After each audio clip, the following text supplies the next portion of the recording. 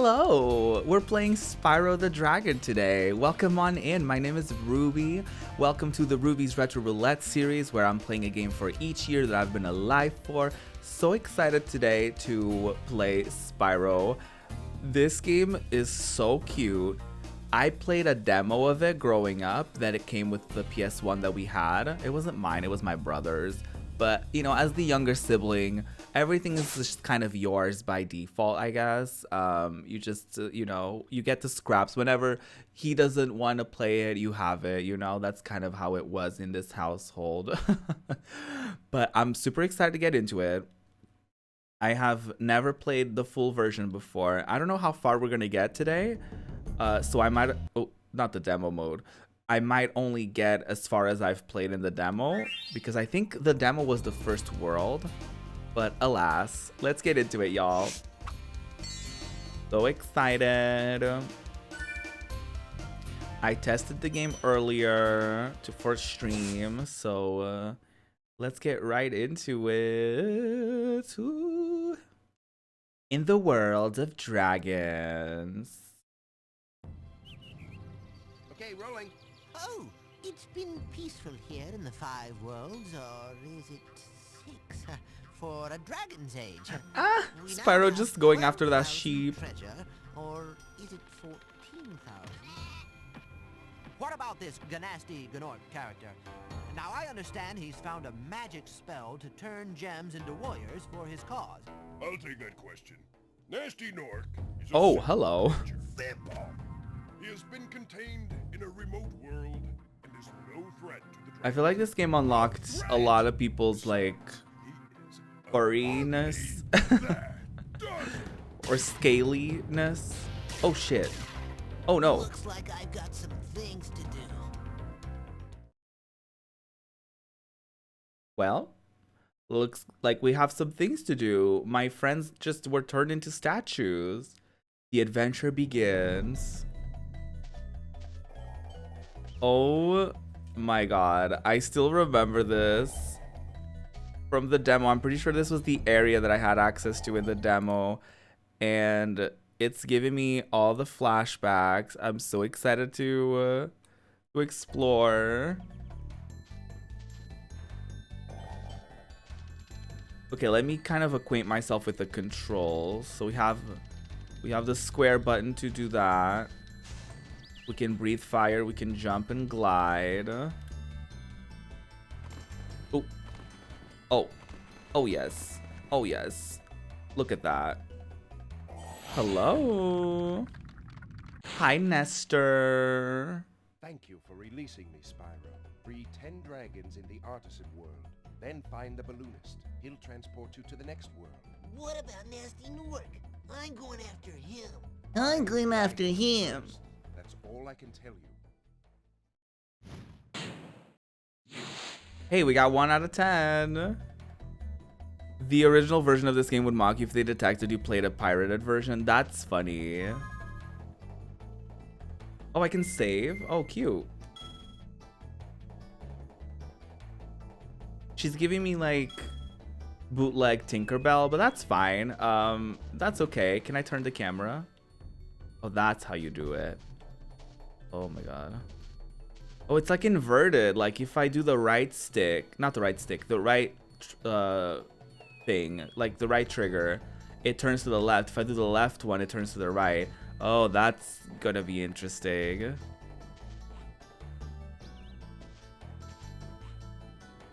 Wahoo wow. Oh, give me the things. Give me the rubies. I'll call them rubies. It's fine. Another friend, Delvin. Where's Nasty Nork? I'll torch him. Keep your horns on, Spyro. You have much to learn first. Do you know what the dragonfly following you is doing? His name is Sparks, and he's helping and protecting you. Keep an eye on him and see what I mean. Oh, iconic. I wish they had subtitles, but you know, it was the 90s. But you know, it was the 90s. You can't really expect too much from games back then. We're already getting so close to the thousands, y'all. Like, one more game and This is the second to last 90s game. Are you sad? Can I fall in the water? Is it problem? Do I die if I... Oh, I sure do. Okay, work. Okay, good to know. Good to know. Spyro does not swim. Is there like... Oh, God. Is there like anything behind these waterfalls?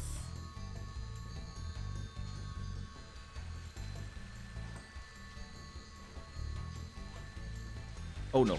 Oh, no. Well, I kind of got out of it this time. Oh, my little fairy is blue. I just noticed she's blue. Oh, hi. Goodbye. Oh, this camera is going to be a little problematic to deal with. I can already tell this is going to be a problematic camera to deal with. Oh, God. Oh, my God. Wait, can I invert it?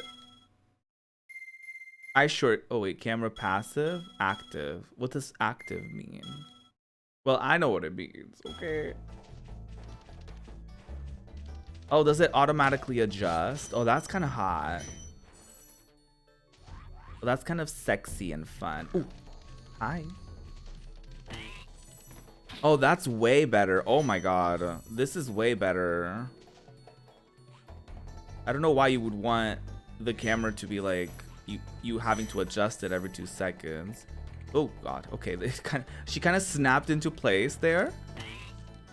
Oh, work! I didn't know you could use your horns like mid-air. Like, ooh. Iconic. This is so cute. I'm pretty certain that this is the area that I had available in the demo. I've thought about like finding the demos online, like those original demos that I used to play, and like playing them on stream. Like, would y'all be interested in that if like we did like a day where I just dived into like some demos that I played, or we could play maybe through all of the demos that came out in Europe or something?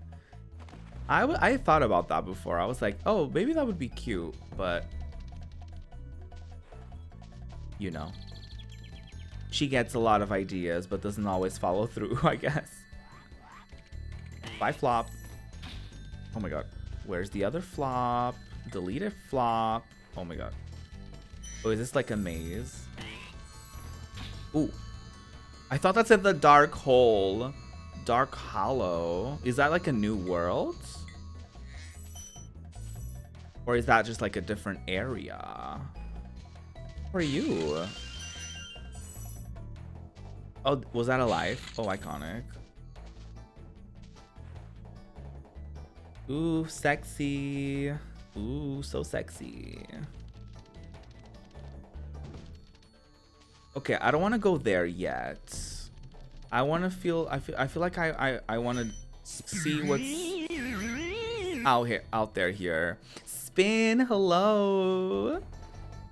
Happy Spyro Day. I know you were very excited for it, so it was very close. It was very close. At some point, the votes were tied too. So it came down to one vote. I literally just started, so far I think it's cute. I'm having a good time. I'm familiar with this level. Like, well, I'm familiar with it, but I don't remember, like, you know, I don't know how to beat it, right? From like memory, from childhood. But I have certainly played this level from the demo. So I'm familiar with this first section. I don't know where everything is, obviously, because it's been a long time.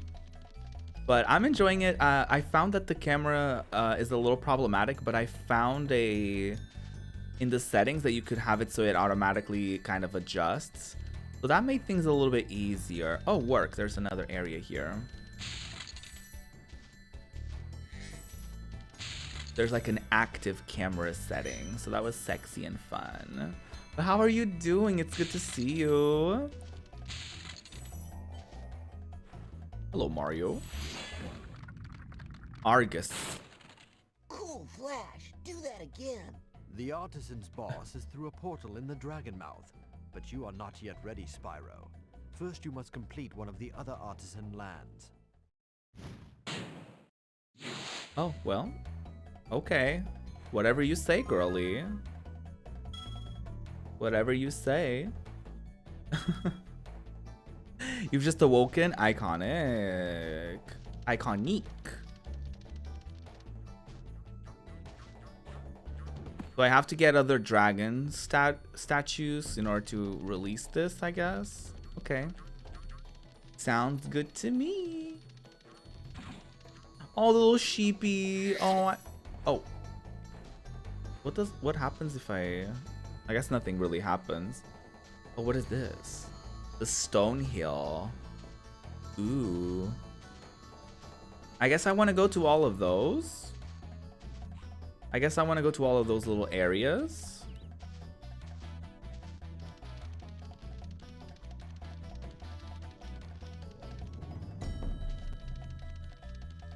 Wait, how do I get to that thing? There was a thing that I wanted to jump.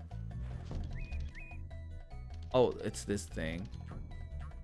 Oh no. Oh, I think I have to time it right with like me like zooming up this thing. Oh, so close. I want to get up there. This game is totally like a completionist's like thing, right? Oh, wait, maybe if I do it like mid-air and then I can do this, it can help me, maybe?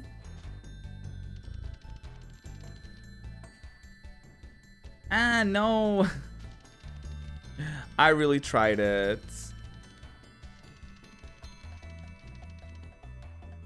Oh shit.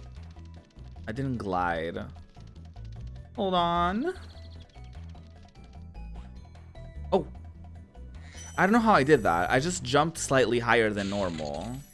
How the fuck did I do that? I don't know how I did that. I just jumped slightly higher than I normally would. I like this little like zoomy thing. I feel like I use this more than I use like the fire. Oh, hello, Mario. Tomas. Hey, Spyro, press the jump button twice to glide. And don't be afraid. Afraid? Of what? Falling from high mountain peaks, plummeting into prehistoric glaciers. Oh, that. Oh, that. Oh, you know. That was a great way for the game to tell me that there's no fall damage. At least that's what I hope that meant. Because I'm going to be falling a lot, girlies. Oh, that didn't kill him? Oh, flop. You just needed a horn up the ass. Oh, I guess I need to hit him like multiple times. Oh, wow. Oh, wow. Oh, I hear magical sparkling sounds.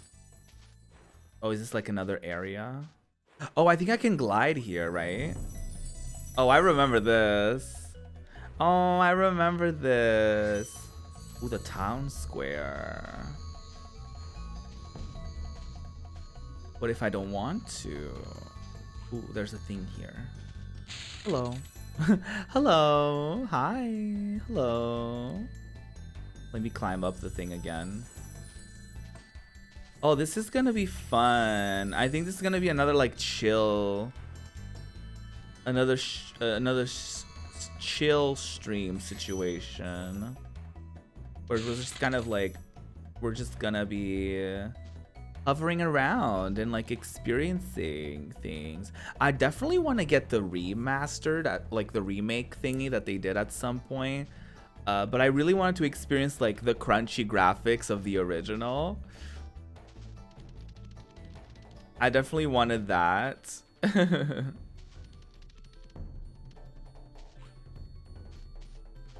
Oh, there's stuff over there.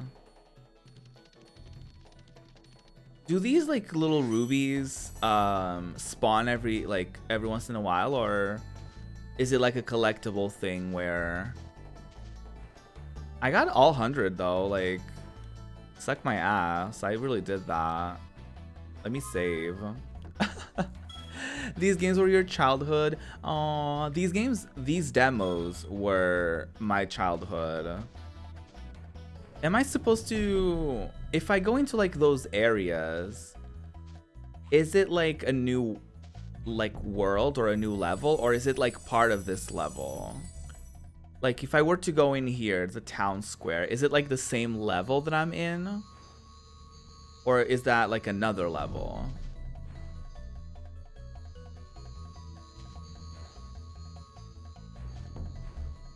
Because I don't know.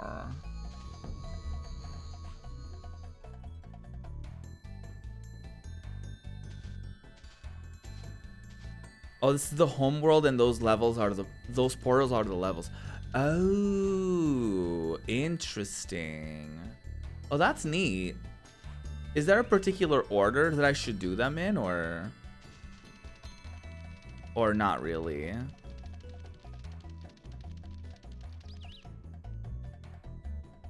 Oh, that's cute. I like that. I love doing the zoomies. I love doing this. Whatever I'm feeling. Oh, that's cute. Oh, what's this? I vaguely remember this, but not really. Marco the Balloonist. If you prove your worth by rescuing 10 dragons, then you may use this balloon to fly to a new world. Oh, so there's like a new hub world. Okay, work. There was like a dragon's mouth that was like closed, and I wonder if it's gonna be open now that I got all the little rubies. I really want to check that area out. I forget where it was at, so love that. Buy flop. Oh, it was this thing. I forget the conditions. I'm gonna replay the dragon because I forgot what he said. Cool Flash, do that again. The artisan's boss is through a portal in the dragon mouth, but you are not yet ready, Spyro. First you must complete one of the other artisan lands. Okay, I have to complete one of the other levels. Okay, got it.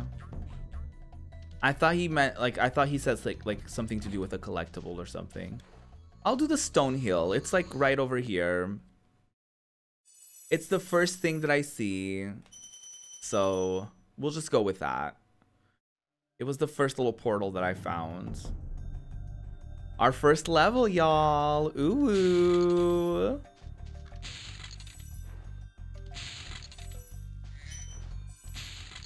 It's funny because I grew up with Spyro, but only through the demos. Isn't that funny? Like, I literally only played, like, I played the demo for, rude. I played the demo for all 3 of those, like, original Spyro games, but, like, never the full version.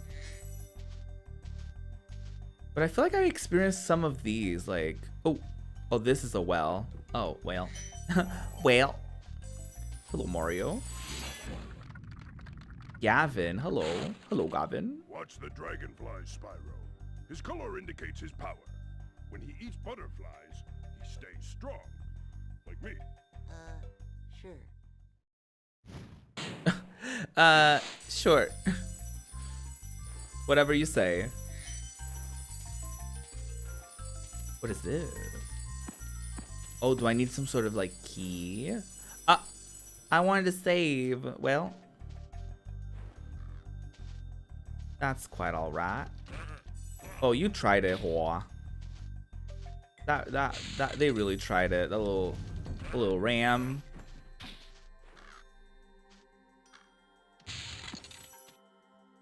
This part is all new. I think the demo just had the homeworld and town square.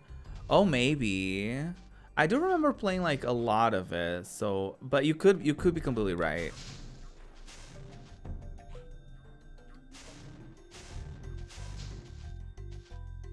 I may have just played that area. This doesn't look as familiar to me. But then again, the game as a whole is like familiar-ish, but I don't like... It's been a long time since I played that demo. Ooh, sexy. Oh, hello. Rescued Astor. I thought that said rescued actor, and I was like, oh, an actor. This fancy vortex thingamajigger. It'll take you back to the artisan home. But first, let me tell you a story. No thanks. See ya. No thanks. These interactions are so awkward. Okay, at least I know how to return home. That's cute. Oh my god. There she is. I save. Listen, I'm gonna be saving every 2 seconds. This area does look kind of familiar though. I do remember there were like some demos back in the day that like some of them accidentally gave you access to like a bigger part of the game than it was supposed to. Because I think that was the thing with like one of the Crash games. I think there was a demo that was like faulty that some people ended up with the full game on accident.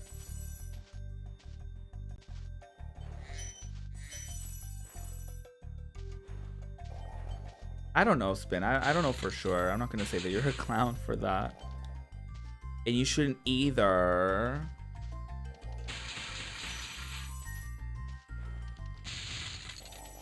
Ooh. Linda.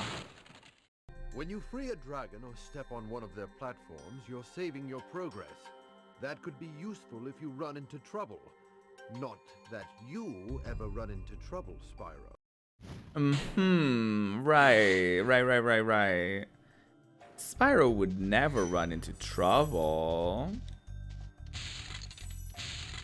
Spyro could never do such a thing.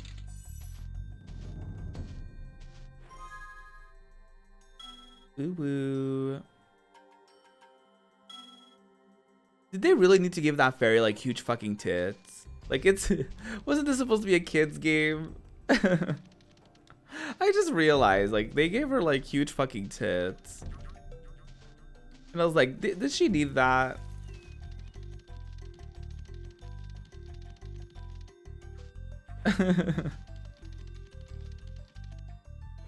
Damn, she has the jugs.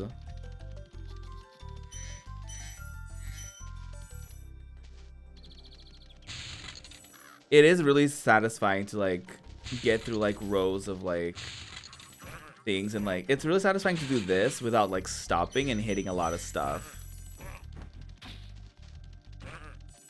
Oh, I remember that wizard being problematic. Ooh, I run into the wall.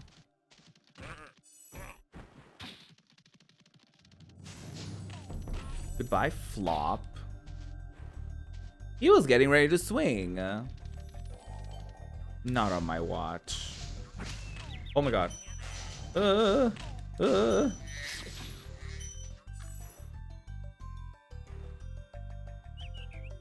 It's very important. They only got so many polygons to go around, and they've all got to go into her titties. Absolutely.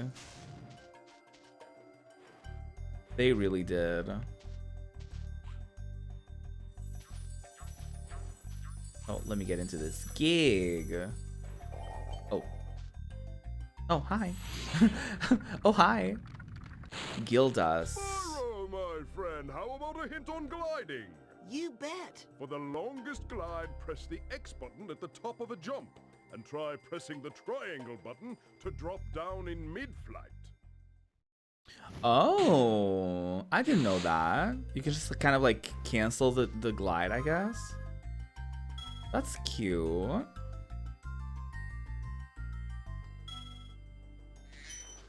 That's fun and sexy. I know that there was like a little, I saw like the border thingy had like diamonds or whatever that I could get. So maybe I can like glide from here. I could be, oh no, that's the one. Oh shit. Oh my god, yes! Oh my god, iconic. Oh shit. I say iconic as I almost just ran off the cliff. Ooh, sexy. Not me thinking that was like the levels like border, and then you like learn that this is like more of the level. Oh, I remember vaguely this girly. Yes. Is that an egg? Don't they have more of these girlies in like other games as well? Like you have to like run at them. They try to like steal something or whatever, or they have stuff that you need or want or whatever. Oh, that's the level border. Okay, work.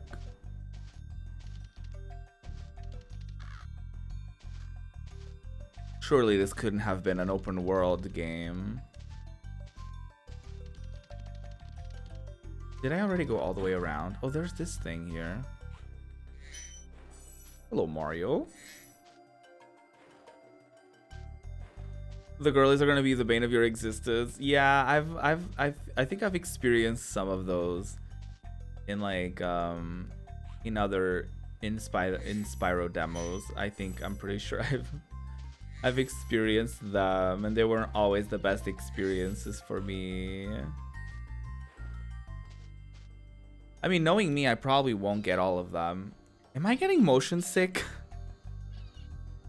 Ooh. Last time we played this, I actually got motion sickness. I don't know how much of it I'm gonna keep in that YouTube video, but the first impressions that we got from Spyro was that I got motion sickness from playing it.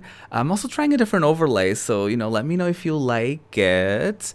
But yeah, this time around, I'm gonna try to play the game without zooming, without rushing or anything of the sort. So that's what we're gonna do.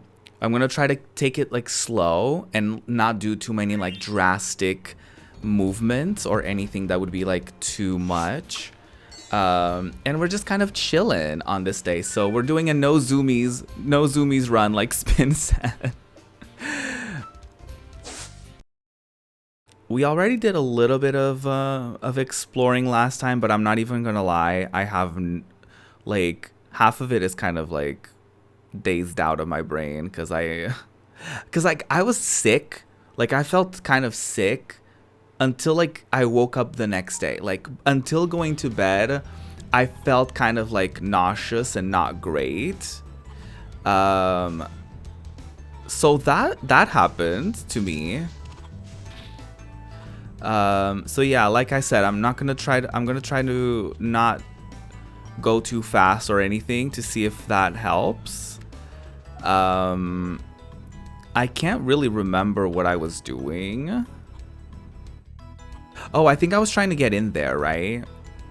I think I was trying to go this way.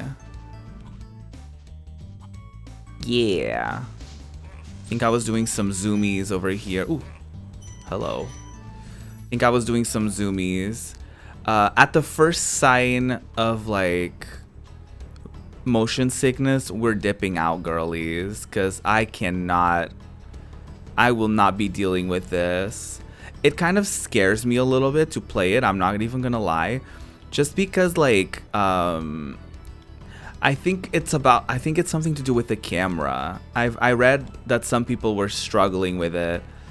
Even back in the day, and even like in the remakes, that some people struggled with it because of, I guess, like the camera and how like it snapped into place, or I guess in either way you played it, the camera just wasn't great.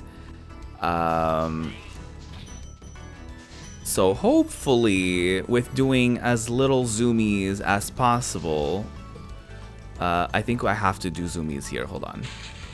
Just a little bit. Just a little nod. So it's not so I don't ruin my life. That sounds correct.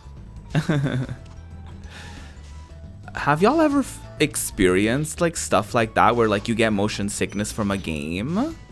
Cuz like I feel like if I get motion sickness from Spyro, which, by the way, we're doing as a part of my Ruby's Retro Roulette series, where I'm playing for a game from each year that I've been alive for. If that's happening with Spyro, I couldn't even imagine playing a VR game, which I would love to give a try, but I would have to play a VR game. Oh shit. I would have to play a VR game that's like approved by someone who suffers from like motion sickness, and they're like, "Oh, girly, I suffer from motion sickness and I'm fine, so I think you will be too." I have my fan pointed towards me because that usually helps me with motion sickness as well. And I'm not saying the game is going to give me motion sickness this time, but it might. So we just got to be prepared for anything, you know? Oh, there's a girly up there too. Spyro, did you see a man dressed in blue running around here? He's a thief, and he's stolen a dragon egg. You've got to track him down and get that egg. Run! Run! I'm getting a little winded. Okay, I apologize for the lack of subtitles, and the game's like voice acting is very quiet. Which I don't know if it counts as music volume or sound effects, so I don't know how to fix that for you. But every time one of them talks, I can try to give you a little bit of a rundown on what they said. So basically that dragon said that he asked if I saw someone wearing blue because I guess they were causing trouble. I forget the rest of what he said, so I guess neither of us will know. You get bad motion sickness from games? Really? I'm glad I'm not alone, but that sucks. Misery loves company, but I hate that we're in the same boat with that. I really do. Now I'm kind of having that thing of like, I'm like, am I getting sick? Like I'm actively like overthinking it. I'm like, am I sick right now? Like, am I, like, you know what I mean? Like I don't actively think so, but I'm just kind of scared.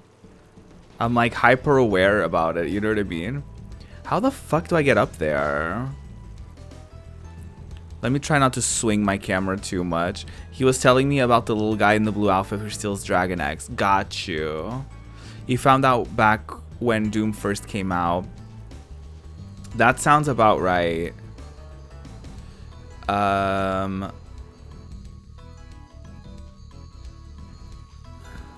Yeah, those guys do require zoomies, so I think I'm just gonna not go after them. Oh shit. Not me accidentally doing that. I think the problem, honestly, truly speaking, I think the problem, and because I read some comments, right? I dug into the internet, into the forums to try to figure out what was happening, right? From what I gathered, some people didn't get motion sickness from the way that they played, but like there was one guy in particular where he said that, well, one person, I don't know who they are, not me assuming that they're straight, who am I assuming straightness, but someone was saying that their girlfriend, the way that their girlfriend played the game made them sick because their girlfriend kept spamming the zooming button, and like they were like looping around and running around too much and like snapping the camera too much. So I think it kind of has to do with like also the way that you play it a little bit. And I was definitely playing very recklessly. Like I was definitely spamming like the zoomies and just like running and like, sounds like he just wants to blame the girlfriend. No, because like apparently the way that they played it, they were playing it like very like they never did the dashing. They you know, they try not to look around too much and stuff like that. So like that's just how they naturally played. And their girlfriend played more kind of like me, where they were just like, oh, let me run everywhere, let me, you know, loop around and like do all of these things, which obviously you kind of want to do because it's more fun to do it. So I don't blame them at all for doing that, but it's kind of like, damn. Like, again, I'm glad I'm not alone, but that's kind of shitty, you know? I hope that other games in the franchise aren't like that, because I would love to give them more of a try. At some point, I thought it was the placement of the camera. I think the theory overall is that it's the camera. Apparently, the issue is that the camera just like doesn't quite follow him. Ooh, not me doing a full 180, but it's like the way that the camera snaps. It's like a weird thing.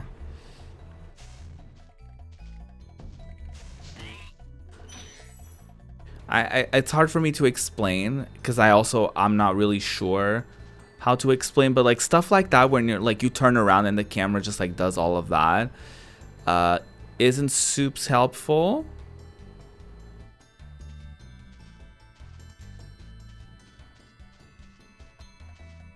And I think the zoomies as well does something to the camera. Like, let me demonstrate for a second.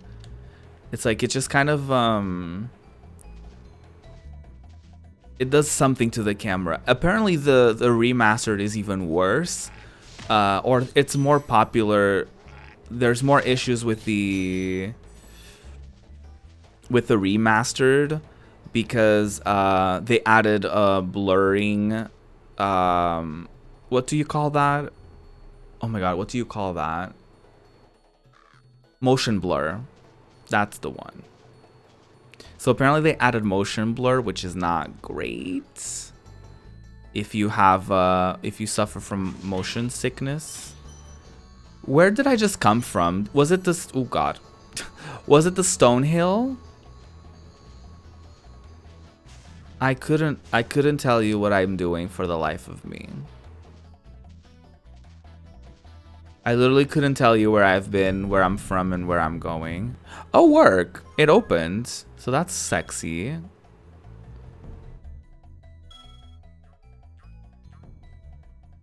Yeah, I think the camera moving on its own, it's also like not great. Oh, we're confronting Toasty. Ooh, are you feeling toasty? Ooh. I hope y'all are feeling toasty because like we're arriving in the cold season, and I sure hope that y'all are feeling toasty. I'm trying to focus on Spyro and less on the environment. Oh, rude. And less on the environment around him, so that hopefully it will reduce any possibility of getting motion sickness. But I don't know how successful that will be. Because like I said, I don't know if I'm just hyper aware or what, but I don't know if I'm starting to feel anything. Oh, did they kill me? No, they didn't. I'm like, am I feeling sickness or am I just scared and I'm hyper aware of my body? It's very that. It's very, very that. I won't play this for too long. And hopefully that will be like a good representation of the game.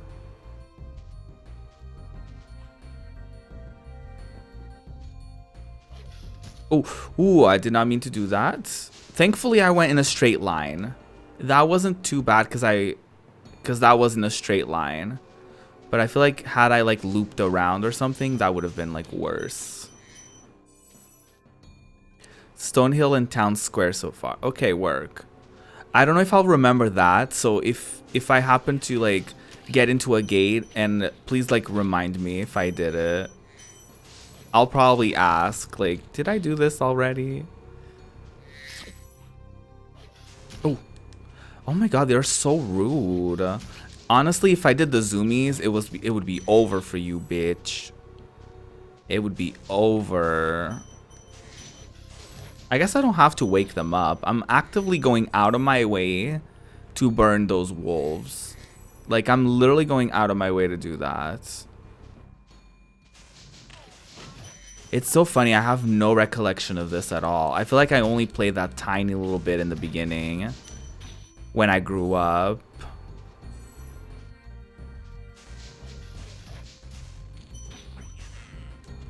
Like that hub world and maybe those two little areas that I was in. Maybe not even the 2 areas that I was in. Oh god. Do you see what I mean? Like the camera just like fully did a weird thing. You don't think this was in the demo? That would explain it. That would explain it. I love that I was fully convinced that one of the Spyro games was just like a skating game. Because like one of the levels in one of the Spyro games is like a skating level. So in my little head, I thought that the entire game was a skating game. At least that's the impression that I have now.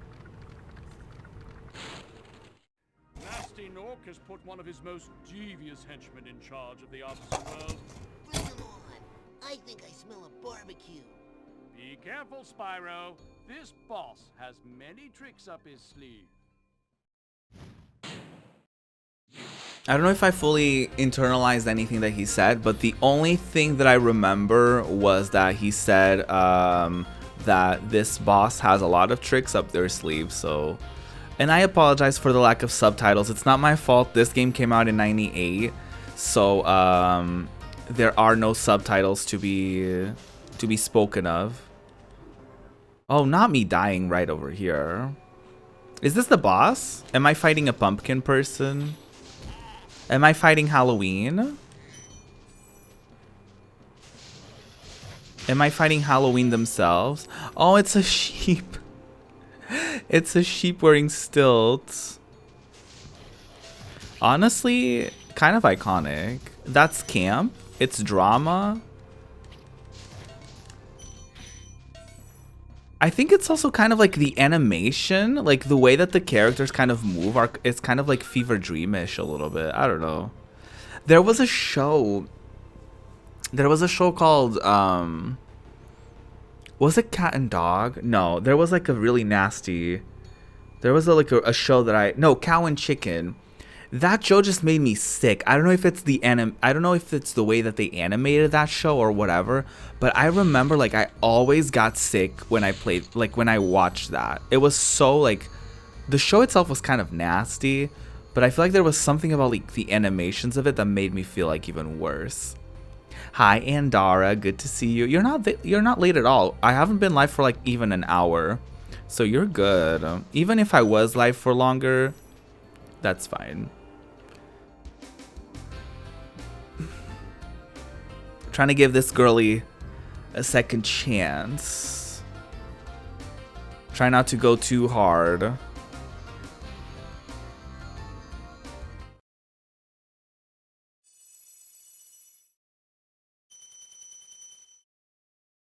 I promise I'm not gonna push myself too hard. I'm also trying to look at chat during certain parts, so I'm not like actively experiencing the potential like motion sickness like triggers, I guess. Like I don't know. I think I'm feeling some things. Like I don't know if I'm hyper aware or if I'm kind of like, this game is doing things to me, but like I'm okay, you know what I mean? Like I'm not like at a point where I'm unaware. I'm kind of trying to like look away from the game, look at chat a little bit and pause. Like I'm just taking it very slowly and very like calmly and try not to snap my camera too much and stuff like that, and kind of see how that goes. Do you like the new overlay? I'm trying to do something new with the way that I present games to y'all.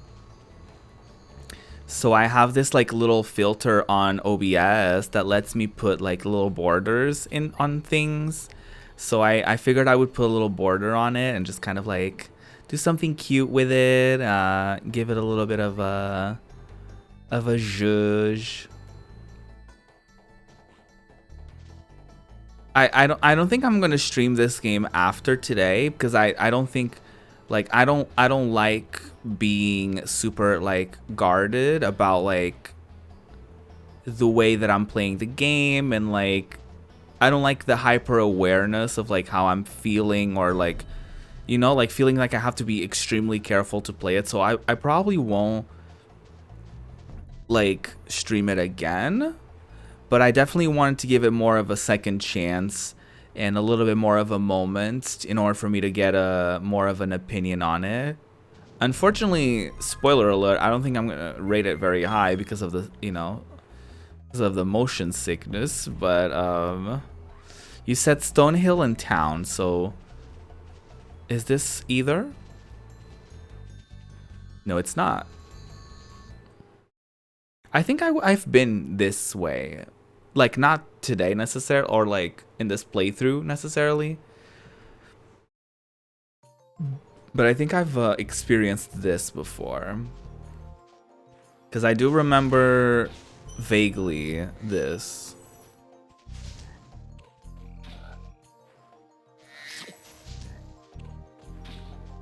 I was kind of having second thoughts about the name of this series. Because I was like, oh no, at some point it's not going to be retro anymore. So I was kind of like, do I just change the name of the series midway through it? Because I just know there's going to be a smartass that's like, this is not retro. And I'm going to have to be like, you're right. Oh, I need a key for this. You probably shouldn't do the flying level in this zone, because that's just motion sickness nightmare. So after this level, you should be good to move on to the next world. Okay, cool. I don't know what that means, so just warn me. There will always be someone who moans about something. Oh, for sure. And I mean, they're not going to be wrong necessarily. That's kind of the thing. But, you know, that's kind of not the point of the series anyway. Like, half of it is going to be retro anyway, so who cares?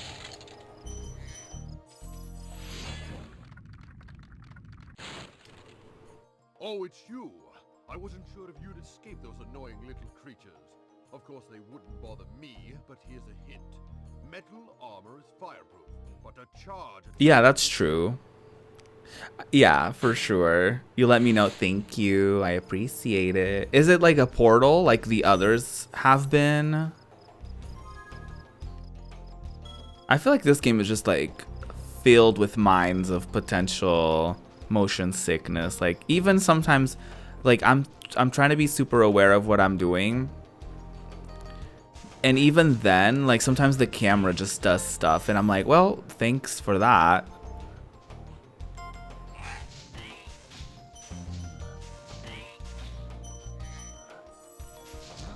I don't know if I asked you, Pants, because I know you were talking about like you were singing Next Level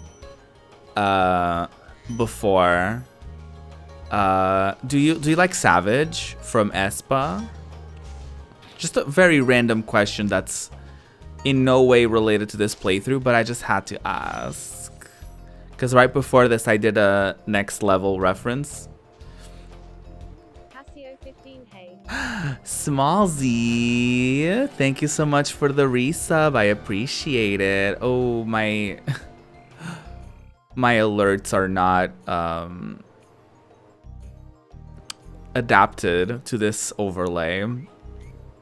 That's okay. Hi, Small Z. How are you? Good morning.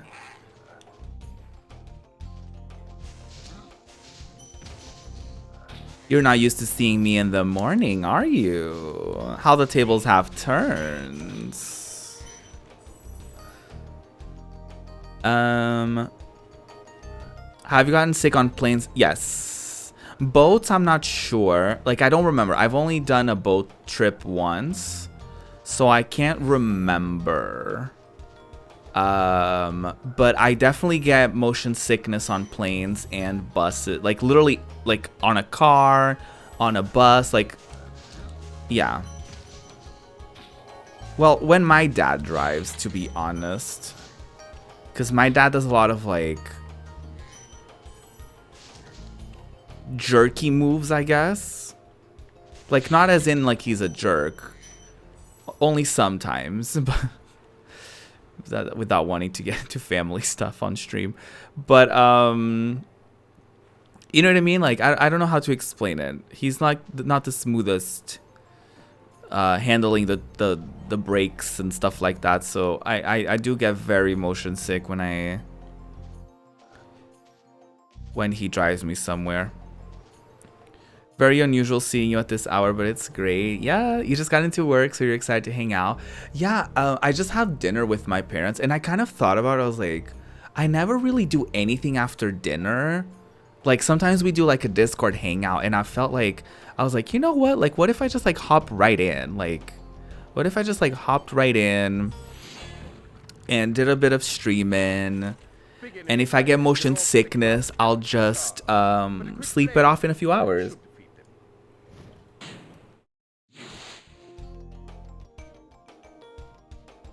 I definitely want to give it a try to stream more at this time.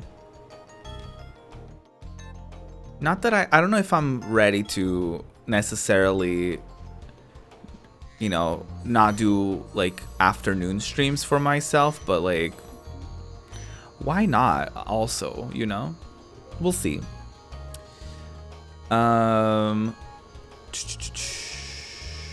Sneezy, sometimes you would need a day to recover after a plane trip. Oh my god. Smallsy getting a decent amount of sleep. That doesn't sound correct. Wait, is this return home? Oh, do I want to do that? Is there anything else I can do here? I don't know. Ooh, excuse me. Ooh, I don't know if flying is also the best idea. Honestly, I don't know if anything is a good idea with this game. Like, no shade to the game itself, because like, I'm sure it's lovely, but like a lot of it is like a slippery slope as far as like getting motion sickness for me. I'm like, is there anything I can do in this game to not get sick? Please and thank you. Like, that simple thing of turning around, that's like one of the worst things for me. Like that, I think I feel that physically. Like, ooh, that was not good, you know?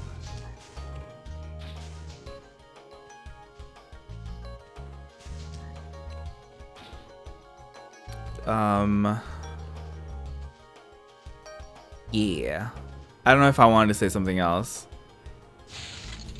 Yeah. I get distracted. Oh, hi, Flop.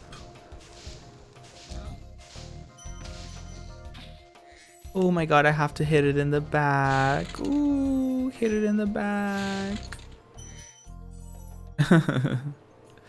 Oh yeah, the plane trip. I didn't really notice a difference for me as far as like recovery time, because I definitely need recovery time for sure. Like every time, like a car ride, if it's a kind of a longer car ride, I definitely feel it. If it's like a bus ride, like honestly at this point I prefer to take an Uber places, even though it's more expensive than like, excuse me, if it's like a one bus trip, I will endure it. But if it's a bus into a metro, excuse me, into something else, I would rather just do the Uber. And like if I'm going shopping, I'll just spend less money shopping, you know what I mean? I would rather do that than oh god, that's awful. That was awful. The camera changing like that was awful. Want to know a secret? Use the triangle button when you want to zoom in and look around. Oh, your secret's safe with me. He said triangle button for what? I can barely hear what they're saying. Oh god, not that. That was a camera change, wasn't it? Ugh. I can be a champ when traveling, but being on the sea sends you every time. Oh no. You get seasick. I think I talked about this when I got motion sickness last time I played Spyro. But that's why I'm afraid of trying out like a cruise, because I think it could be cute. But at the same time, like, I'm afraid, like, if I don't like it, then I'm stuck in a place where I'm going to be sick for, like, a week. You know what I mean? So I'm kind of, like, I'm just going to assume that anything, I'm just gonna assume that anything that involves traveling in any way is not a good idea. Like there's this like YouTuber couple that I follow that does like every once in a while, like they used to do like a lot of whatchamacallit, they've done like overnight trains and stuff like that, and it sounds great in theory, but I don't know if I would be sick, you know? That's kind of my thing. Oh, that was hot. I thought I was gonna get something to progress, but okay. That's fine too, I guess. You've been to 3 cruises. Seasickness tablets work great after the first couple days, and then you get used to it. Oh, that's cute. That's good.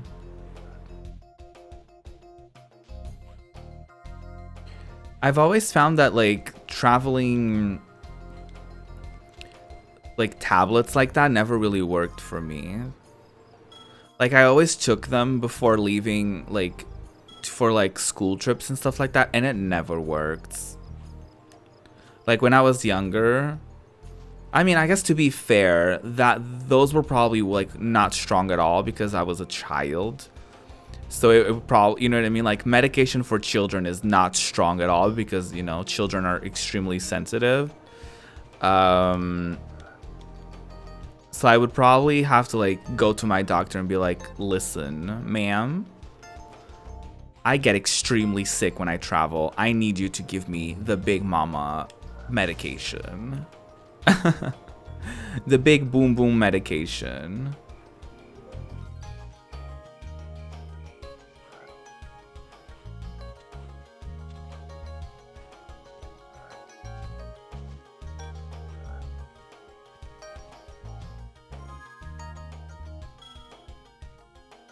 Every time someone talks about like sickness and stuff like that, I remember one of my favorite quotes ever from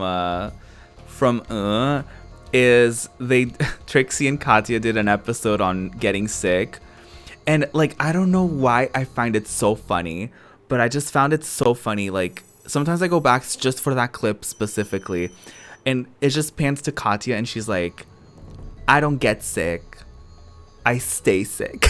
And then the edit that they did, like they put her in this like glass tube and there's like people outside. Like there's like a siren and there's like someone like disinfecting the outside. It's so funny to me. It's almost like a self-quarantine situation. It's so funny to me. It's like one of my favorite quotes from that show is her saying that like, I don't get sick, I stay sick. It's so funny to me. And like it's not even true. Like that's not even like, she did it for a joke. Like the point was that she doesn't get sick at all, and that when she calls in sick, it's a lie because, you know. But it's so funny to me. Can I go?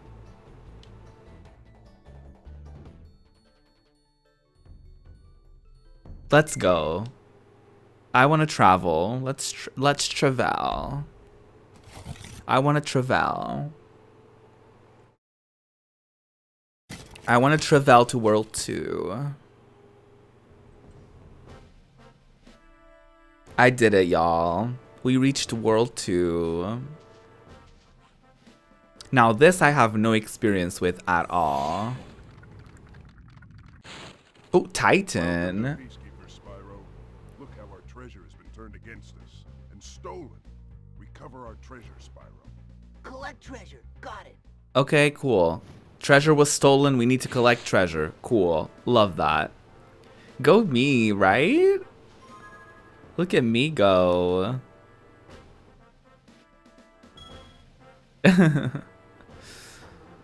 Dramamine does it for you. You can't get on a plane without it. Iconic. I'm very afraid for like flights and stuff like that, for like long flights, because I'm like, I'm definitely gonna get sick. It's not gonna be fun. I don't like traveling in general. I like the activities that I do when I travel, but I don't like the act of traveling. Like, getting to a place is extremely annoying to me. But like, once I'm there, it's fine. But I don't like the act of getting there and the drama of getting somewhere. That was fucking awful, by the way. Ugh. Me chasing after that girlie was fucking awful. Because it was like hiding behind the fucking thing and I had to like go after it. That was fucking awful.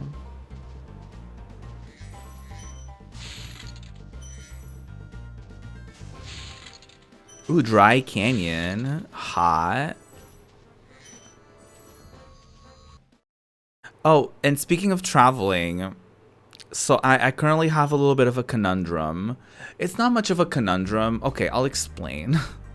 So, this year, I got into this K-pop group called ATEEZ, right? Nothing unusual there. The thing is, they just announced a tour. No, it was recently. It was this year. I think. Was it last year?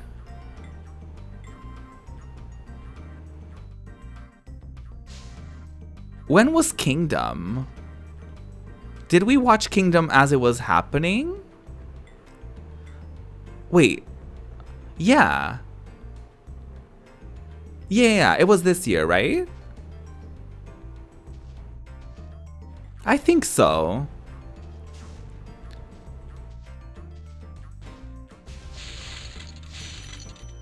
Yeah. No, you're fine. You're fine.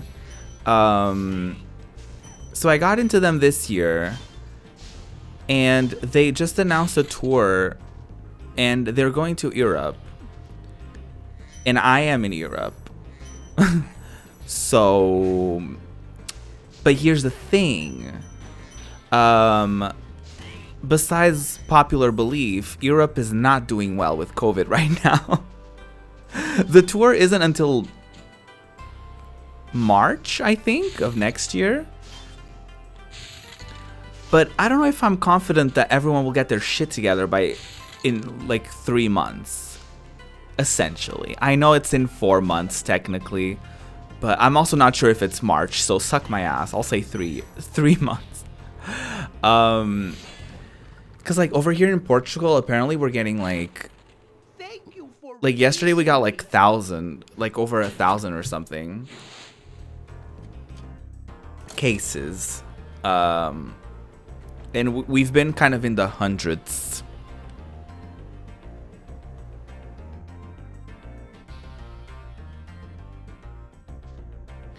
I think tours are getting announced too soon. I don't know if I'm comfortable yet, you know? Like, I don't know if, like, I don't know what preventive measures they're taking. I've seen a few, like, events where it doesn't seem like there's many precautions. But in Europe, I guess it's different than the US. Like, no shade to y'all, but, like, in a lot of places here, like, you have to show proof of vaccination or a negative a negative test before going in. Although, I mean, I can't speak for Europe in general, but, like, Portugal, at least, is pretty good at, like, the vaccination stuff. Like, 80% of our population is vaccinated. And from the 80-something%, I think 80% of the people that got their first dose, 80-something% got their second already, yeah. So that's pretty good.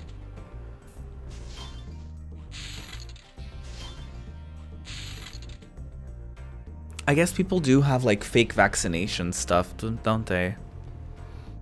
And also, like, a vaccination doesn't. You're not immune from getting the virus, so.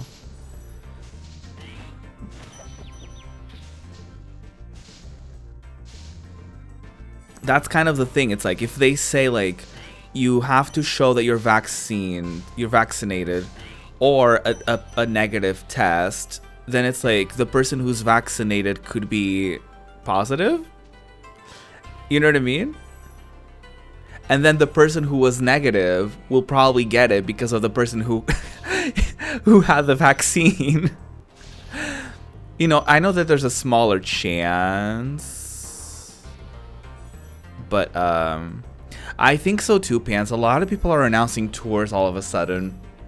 Monster X, just within like the last couple days, like Monster X, Twice, and ATEEZ announced a tour. And I'm pretty sure others will do soon too. So I'm not excited about that. Like, if this was 2019, I would have been like, fuck yes. But I don't know if I feel comfortable yet, you know? What do y'all think? Are y'all... And there's no judgment here. There's no whatever, you know?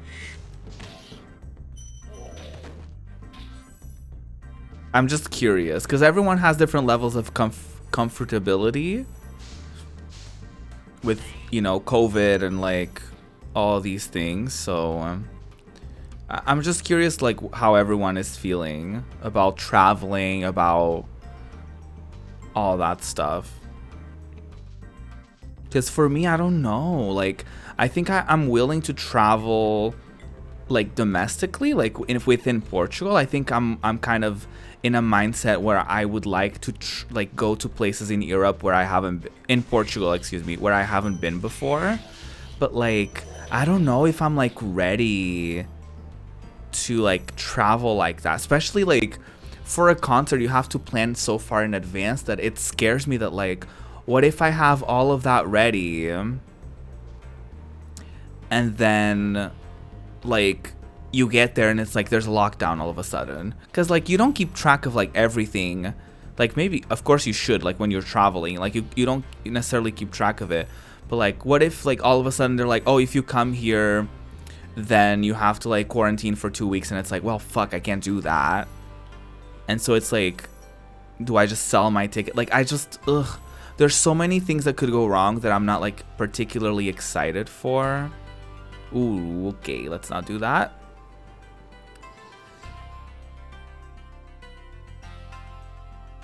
Very, very next month. Eric Nam next year. Oh yeah, Eric was like one of the first people that announced. I was like, damn, girl, she's in a hurry to tour. The unfortunate thing is like a lot of these tours are like just rescheduled tours that were already announced. I know ATEEZ, for example, like they're still doing like all of these were already a thing that they just had to like postpone. And I'm sure there's going to be a lot of like tours like that where like they already had the tour planned, but then they had to like cancel it or postpone it. That was awful. I really want to love this game, but there's so many things that I'm like, ooh, that was awful. Like, not about the game, but like, you know, potential motion sickness stuff that I'm kind of like, oh god. Ooh, I deserved that. Apparently, Pants, well, actually, that's not true. I was gonna say that a lot of places aren't doing general admission, but apparently some are. I think in Europe, I think that's what I read, is that in Europe, they're not doing general admission. I think, like, the places that would normally be general admission are, like, they're doing seats now for, like, limited tickets or something like that. But I've definitely seen like events and stuff like that where like people are not doing that, and I'm like, ooh, I don't know if I appreciate that. Haven't seen your family in 2 years. Your nephew was born at the beginning of COVID. You've never met him. That's so sad. I think BTS is also seated. Because usually, as far as I understand, well, at least from my last experience with a stadium tour, is that they don't, like, the stadiums don't have general admission, I think. If it's a concert at a stadium, they usually have, like, marked seats I mean, usually, like, whatever, like, people usually end up going more towards the front if they're already in that general admission-y kind of area. But technically, everyone has their own seats, just because, like, for, like, safety issues, I guess. Because there's so many people in a stadium tour, but I don't know. I don't know how they're doing it. You are a good glider, eh, Spyro? I was born to glide.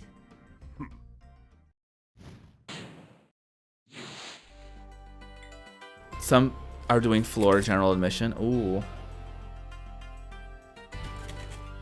I don't know if I like that. I mean, I know I don't like that, actually.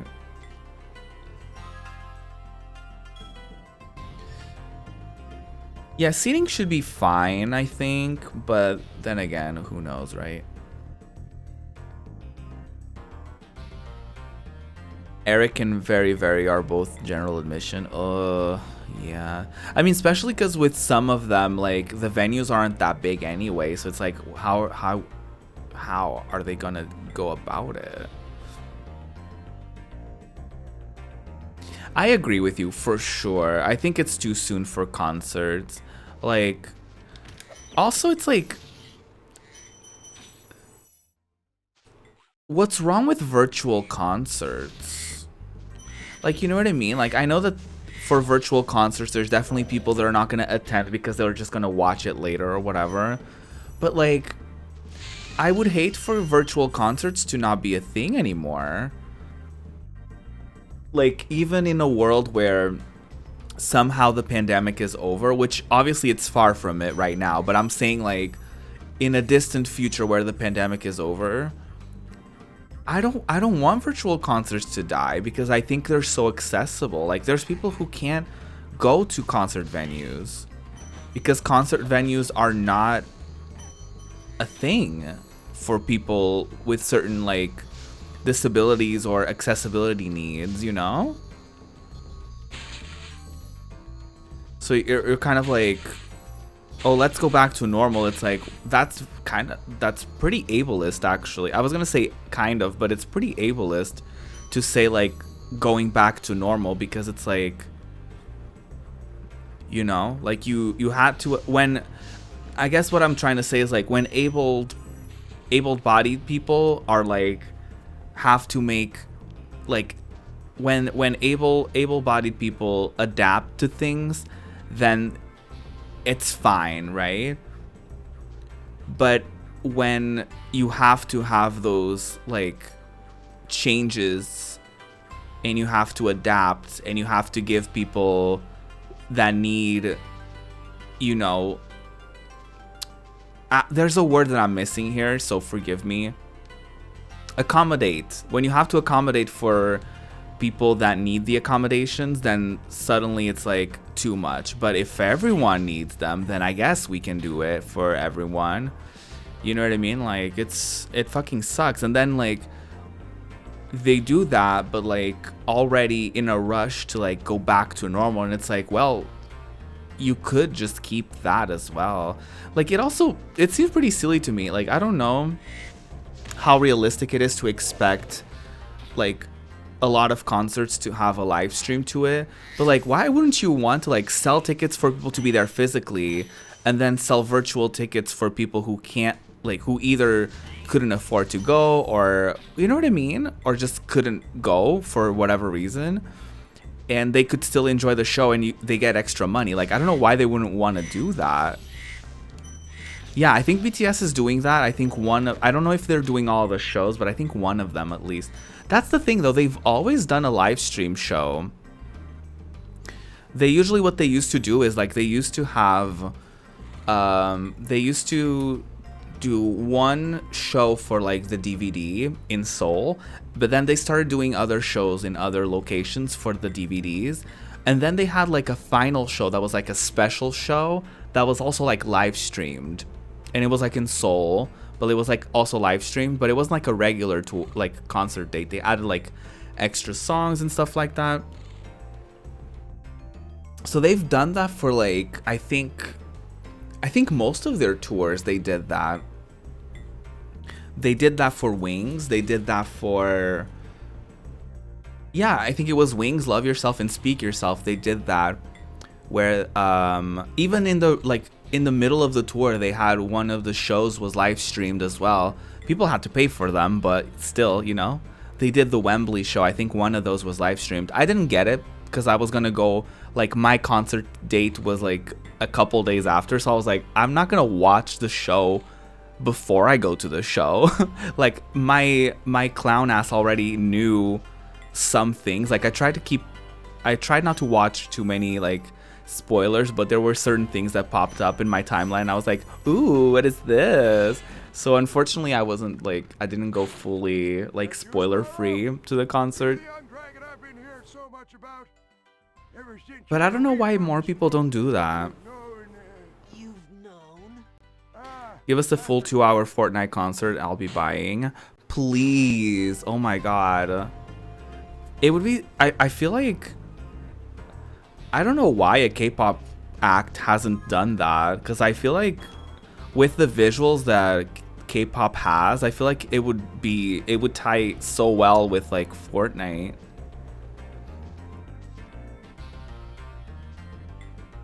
Like, imagine how much money both Epic and whatever company would make if you had like a set of like 7 or like however many members that group had. And you could get like skins for all members or something like that. You know what I mean? Like, that would be kind of fierce. If you did like an iconic era or like whatever comeback they were doing or something like that, that could be so cool. Yeah, you could have the like a little bit of the dance, like, you know, with Fortnite there's the dynamite dance. Like, I'm sure that there's something that they could do for sure. I think it would be really cute. La Lisa on repeat while I Fortnite dance. La Lisa love me, La Lisa love me. I love that song. It's not like one of my favorites from this year, but I love it. This is... Pants, I need you to be around more often because I feel like we often agree more often on K-pop stuff than I do with Spin and Dex, because like the two of them just gang up on me when I like aespa or when I like something that they don't like. It's usually like the two of them end up like syncing up way more with their music taste with K-pop, and then I'm just like on the side like, well.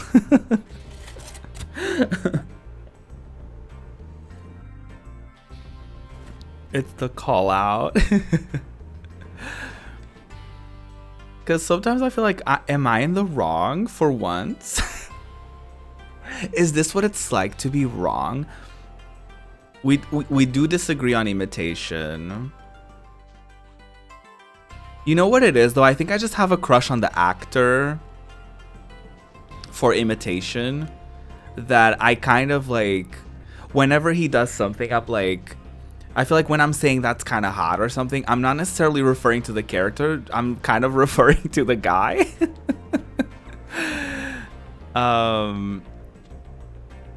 He's also, he's in another Idol show. There's like 3 different Idol shows. Well, imitation already wrapped up, obviously. But there's like 2 other Idol shows now. There's one where he's also a part of it, and there's another one with Hani from EXID. And I really want to watch them, but like, we still haven't finished imitation. And I feel like we would want to watch it together, so I'm kind of like... I mean, it's also not bad if we wait until the show is done to watch the like more episodes back to back or whatever. I'm not saying that you and Dex don't disagree on a lot of things. I'm just saying, like, when a song is weird and it's not NCT, you and Dex are more likely to gang up on me and be like, oh, that's a mess, I don't know how you like that. And I'm like, I kind of like it. And y'all are like, of course you do. Like, it just becomes a thing where I'm like, damn, is this what it's like to have taste? Kidding. I'm kidding. I'm kidding.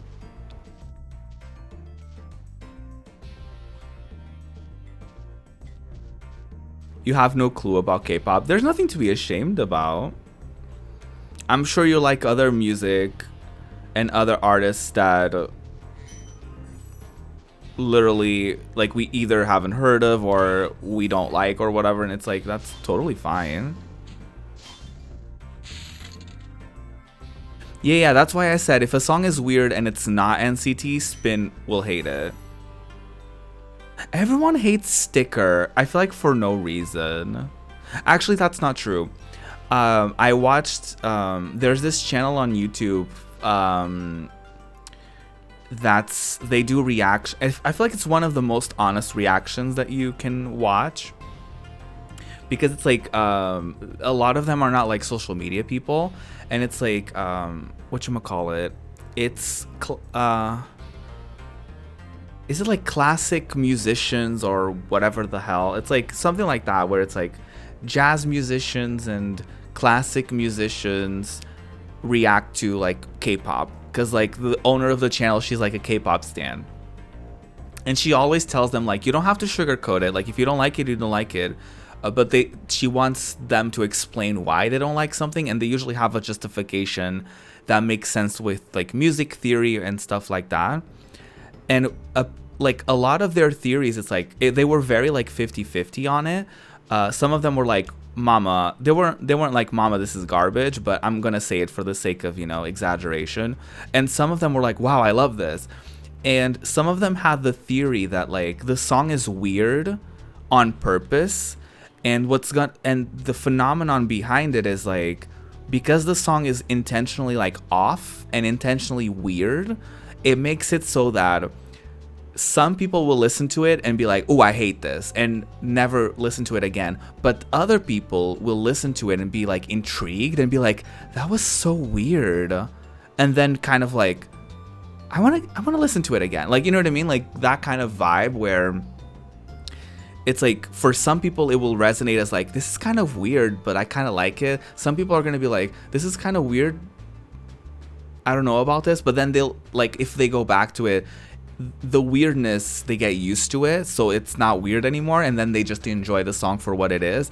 And then there's people who like listen to it and immediately it's like, ooh, this is no, absolutely not.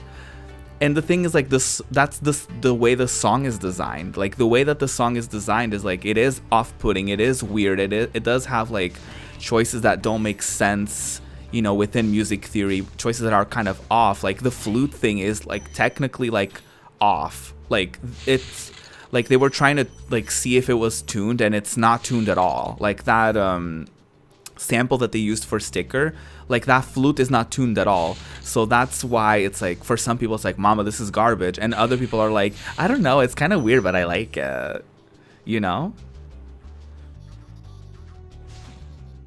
So it's very interesting how that kind of works, and I feel that way with aespa as well, because I think their music is kind of designed like that as well. And I'm definitely in the camp of like, at first I kind of hate it, and then like if I happen to hear it again on Spotify, if it comes on shuffle or in a playlist or whatever, then I kind of grow accustomed to it, and I'm like, I start gravitating towards the parts that I liked in my first listen.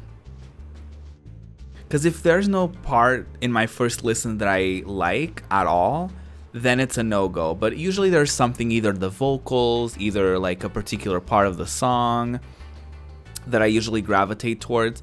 Like with Next Level, I really liked that first, like the instrumental for that, like when the normal part of the song, I really liked it, so I kind of gravitated towards that. And then like when the song takes a turn, like for my first couple listens, I was like, at least they sound good, but I don't know, like it's still kind of I'm not sure. But then like once I knew that part was coming, I was like, oh, here it is, there she is, switching it up for me.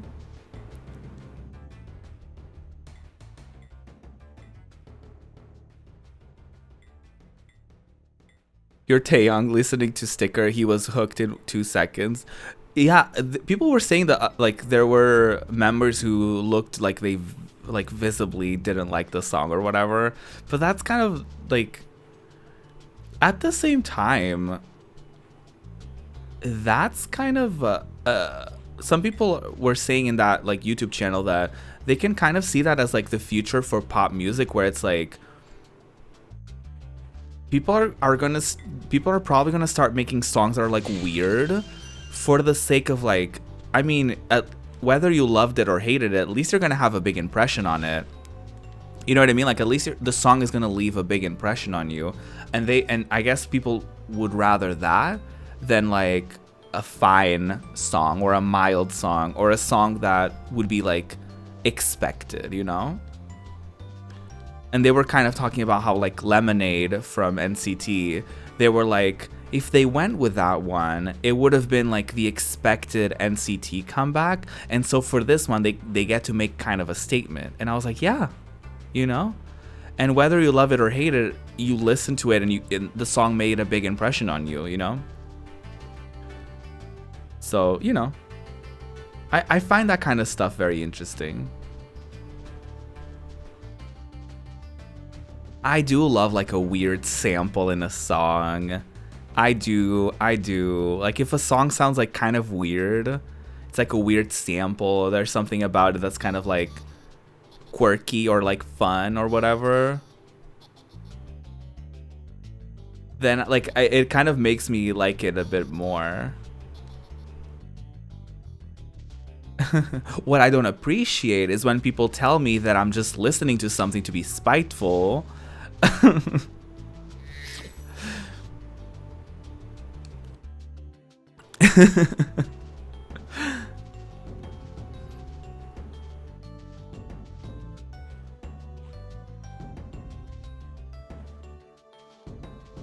I have a friend who's like 17, didn't really experiment, so it's lackluster. Like, girl, yeah, it's damned if you do, damned if you don't, for sure.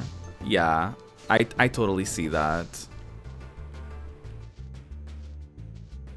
I think with K-pop too is like, I remember when Card first came out. I remember it was like I'm a Reddit lurker because I really like the K-pop subreddit because it's very like factual. And they're really good at like, you keep up, like it's very easy for you to keep up with like comebacks and like music show victories and like random activities and stuff like that, right? So I like that subreddit. But one time I had to pop off at someone because like people were talking about Card, and it was like a whole thread about how Card is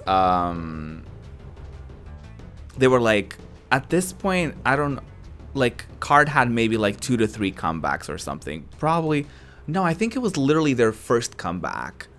They had the pre-debut music, and then they did their debut and then the comeback. And people were like, do you think they're too, like, one note? Like, they're stuck in this, like, concept or whatever? And I was like, they literally just debuted. This is their first comeback. Like, why are you expecting them to change up their concept already when there's groups out there? And I didn't name any groups because I didn't want to piss off any stands, but I was like, but when there's literally groups out there that never change their concept and people are fine with them never changing their concept. So like, I don't know why y'all are expecting a group that is already in disadvantage because they're a co-ed group and they found success doing this one thing, so why would they want to change it up and risk it when, you know what I mean? Like, especially that early within their debut. And people were like, some people, I remember that was kind of one thing where like, I don't think they ended up agreeing with it or whatever, but I remember that was probably like at the time one of the few posts that I did on Reddit, and like it ended up getting a little bit of upvoting on it because I was like, damn, they just came out, y'all, like, Jesus.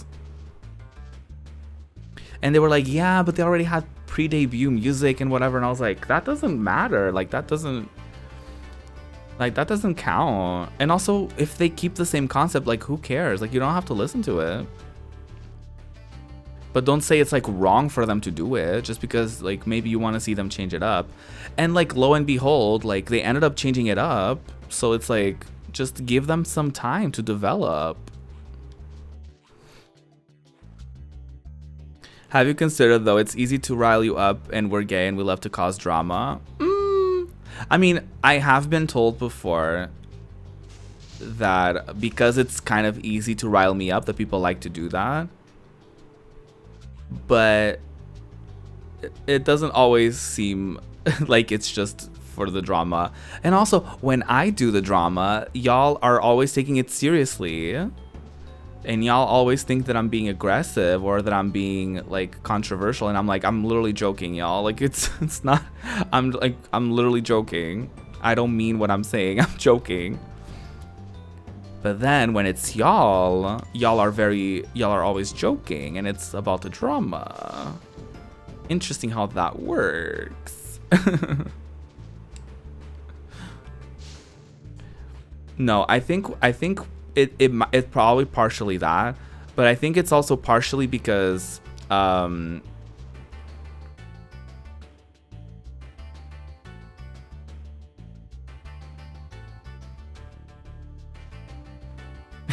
Dex probably isn't. That's the one. That's the one. Because I think it was like one time, and like y'all know this about me, it's like when a lot of people are hyped about something and they're yelling at me to do it, I don't want to do it. You know what I mean? It's like, or when, and I think I said something like that once where it was like, if a lot of people like something and they're like super hype about it, I almost want to not like it just to spite them, right? But that's not true.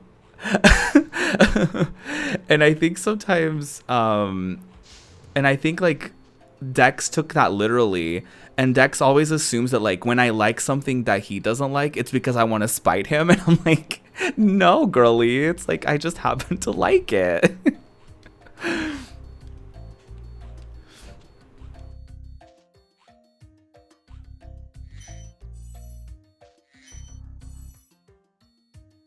That's true. Yeah. It's hard to read sometimes each other's jokes, especially if like some of us are not typing and the others are. Like, for sure, there's definitely that. Wow. I think it's more like I was talking when I said that, it wasn't even in the K-pop context. It was kind of like in the, because I mean I like BTS. Like there's nothing quirky and unique about liking BTS. Like they're literally the most popular K-pop group ever. It's like I'm not, you know, like I'm not saying that I'm some sort of hipster. I think that kind of was a sentiment that I had with games. I'm pretty sure. I could be wrong. Feel free to correct me.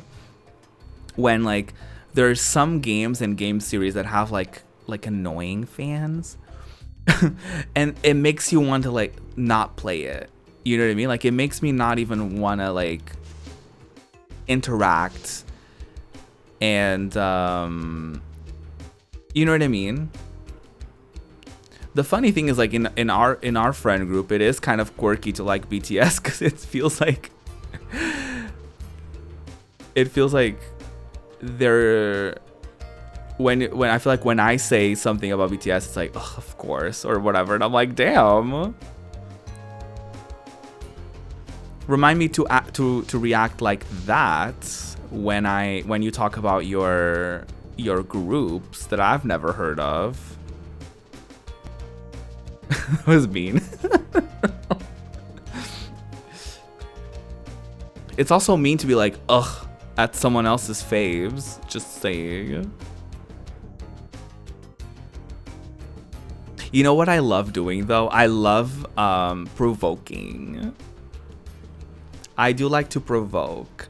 So sometimes when someone is like, this is mainly Dex because Dex is a girl group stan, and unfortunately in the realities of K-pop, girl groups tend to not be as popular unless it's like Twice, because, you know, society, misogyny, all that.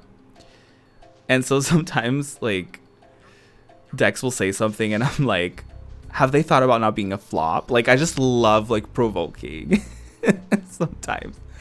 Sometimes I love just being like, well, a flop is a flop. And it's just like, so I can't even be upset that y'all do that to me. You do, and yeah, I can't stand it. The funny thing is like I literally never mean it, because sometimes I even do it at groups that I actually do recognize and like. So sometimes I just do it just because I wanna start shit. No. The thing is, Spin, when y'all do it to me, sometimes it doesn't, like, it doesn't read as a like y'all are provoking. Sometimes it reads as like, ugh, BTS, or like if I say something about aespa, they're like, ugh, and I'm just like, damn.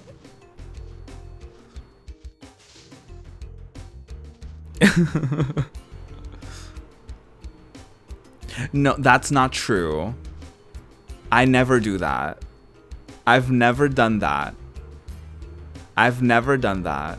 I've never had y'all like mention a group or something and me be like, ugh. Actually, I've done that at like G Idol, but like but cultural appropriation every time. I only do that at G Idol and Mamamoo because Mamamoo did blackface like 3 times. So like I only do that at those 2 groups because they've been very problematic. Pants has the transcripts.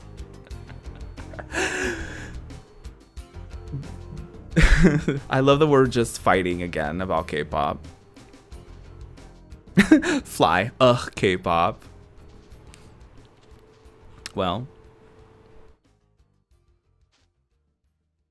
I pull up the Google Doc. I mean, genuinely, if I have, I don't remember.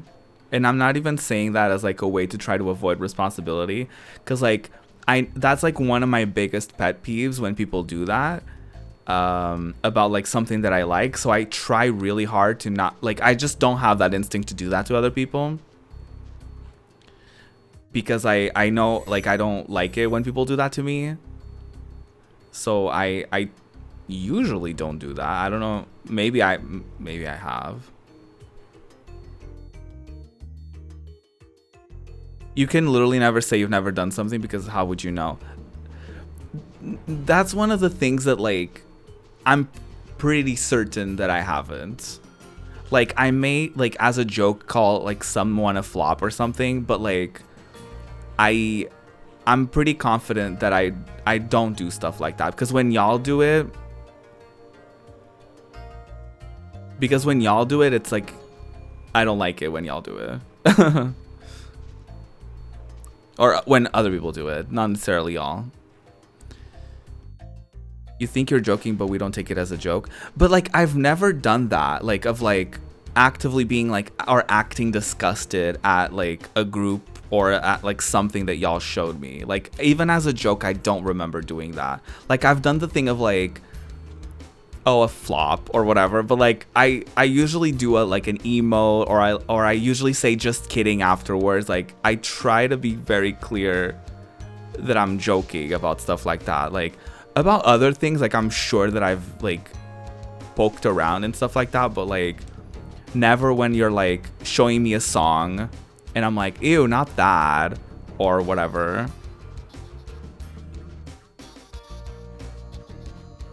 I don't know. I could be.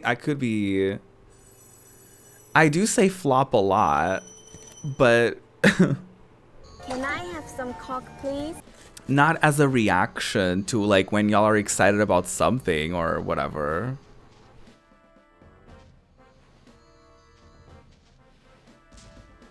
Hi, Dex. Everything you've said about BTS is a goof. You can't say that.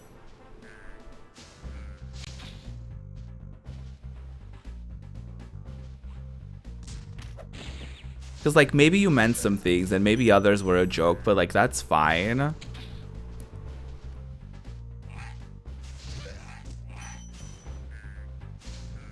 Dex is gonna pull the receipts too. I don't know. Like I do the thing where like when we're doing like K-pop watch parties or like when we're watching like propaganda, I actively go out of my way to not do any BTS because it's usually not received well. And so that's why I try to like not make it so that y'all feel like y'all can show your propaganda for the groups that y'all like, no matter how I feel about them.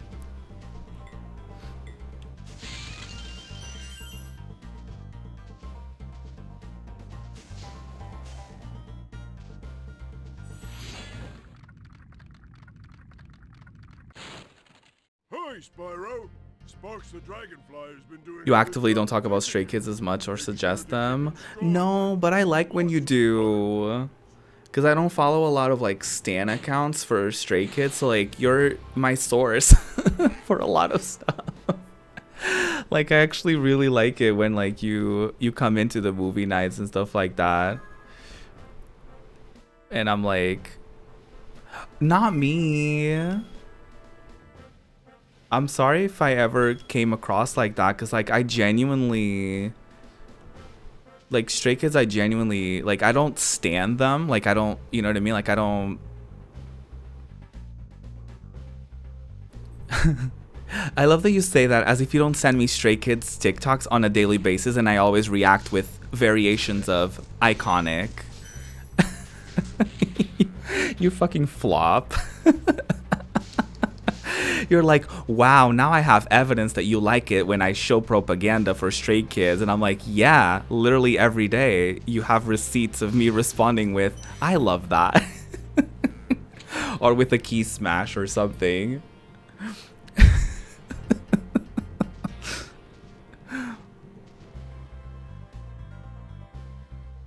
I do have that reaction to them, like you mentioned, about how you don't want to like something because people can be annoying about that. Yeah, for sure. I get that.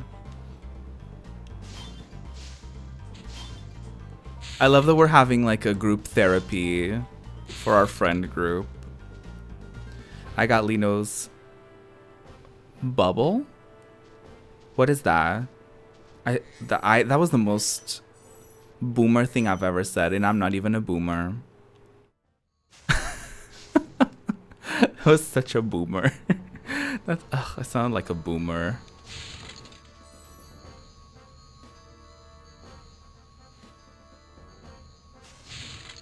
A sub message thing? Is it like Weverse? Unless you don't really... Unless you're not too familiar with Weverse. Is it kind of like that? Okay, work. Okay, pause. Is Weverse literally a ripoff of Universe? Because when I heard that Universe was kind of like a fan place for your favorite idols, I was like, is Weverse literally a ripoff of Universe, or like vice versa?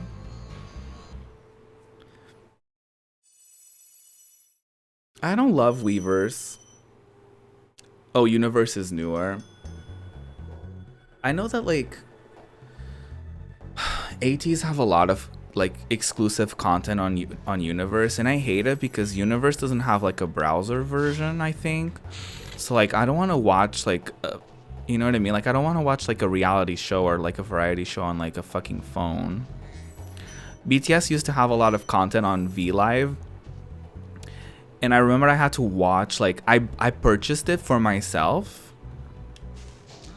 And then I would watch, like, fan, like, screen capped versions because I could watch it on browser.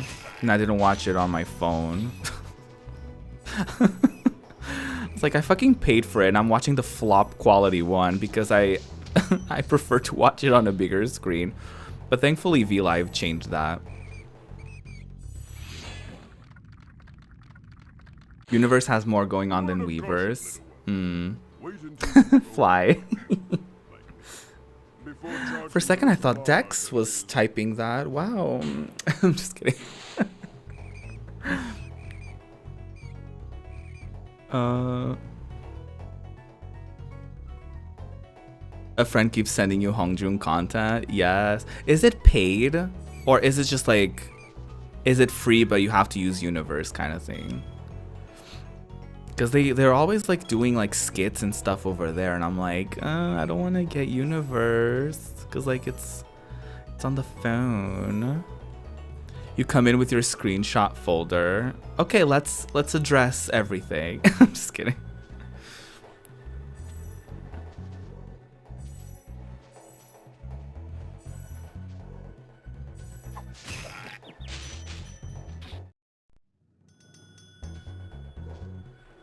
I do want to ask y'all something, because like I've been doing the movie nights and watch parties at the times that I have because I assume that's like the best time for everyone, but I really would love to do it earlier because then I could be on mic as well. And not be like, you know, misconstrued, because y'all told me that sometimes I do sound more serious when I'm typing, and like that makes a lot of sense. Like I just didn't think about it like that because I don't know, because like I have to type so quickly. I just, you know, assume that like, oh, y'all are gonna read this in my voice, and obviously I wouldn't say this with a straight face. You know what I mean? So like for me, it's like, oh, obviously this is a joke. They would totally read this as a joke. So sometimes I add an LOL or something, but sometimes I'm just trying to type quickly, and so I don't do that. And I think sometimes it comes across like a little like not great, I guess.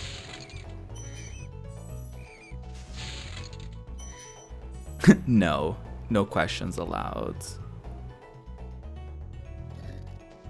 Yeah. Because like if we could do it around like this time, well, earlier, because around this time is probably in a little bit. I probably will start wrapping up stream.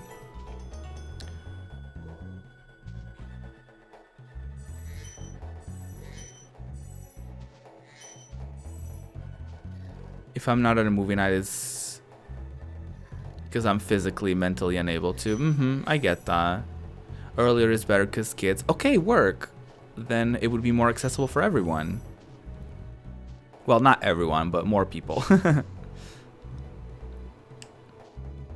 I'm totally down to like, you know, still doing it like, you know, if we happen to be on and like I have to like turn off my mic or whatever and y'all still want to hang out, like I'm totally down to do it as well for like whenever we have our more like, I was gonna say all-nighters, but not really.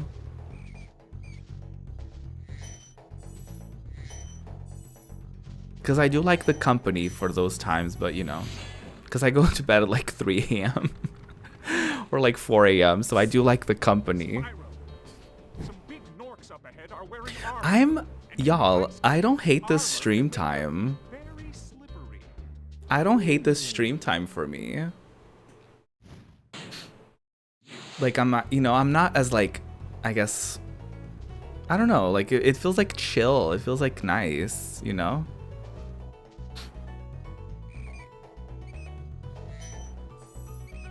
I feel like I want to do these, excuse me, I want to do these more often.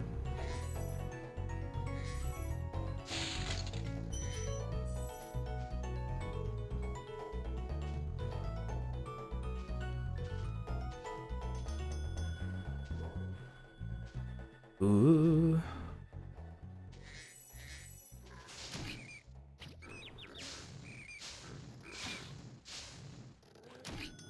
Oh my god.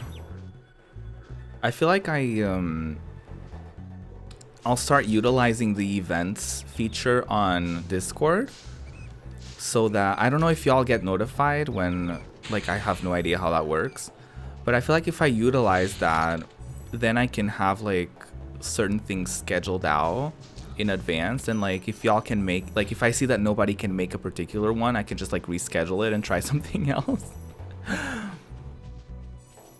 Because like I think it could be cute to do like, you know, a K-pop night or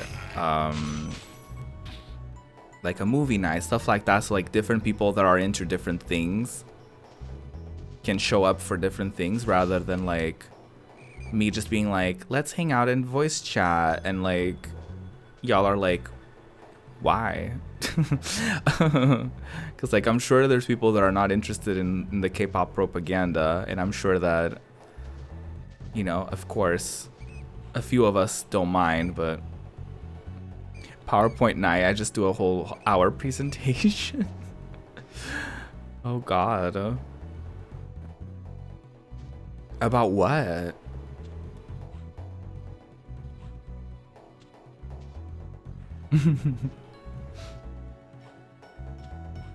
Is it a mystery?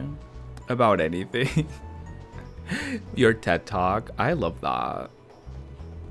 I love a PowerPoint, right?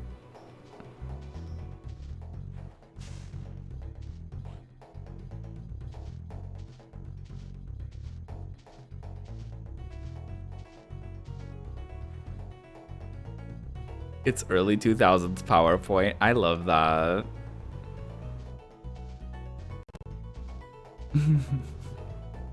I love that.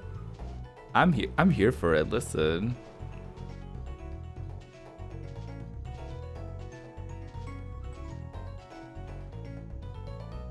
Introduction to K-pop. Aww. Oh my god, we could totally show you those videos that people make on YouTube that like an introduction to so and so. We just like play those.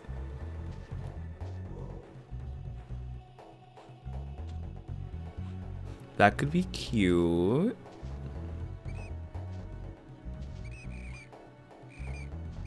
An unhelpful guide to Purple Kiss. We all do an introduction to K-pop PowerPoint, but they're all vastly different.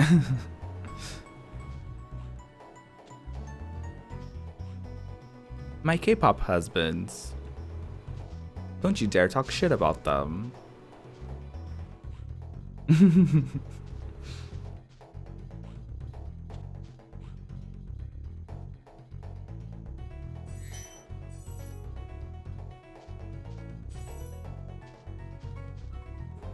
In this TED Talk, I will talk about how Inception by ATEEZ deserves better.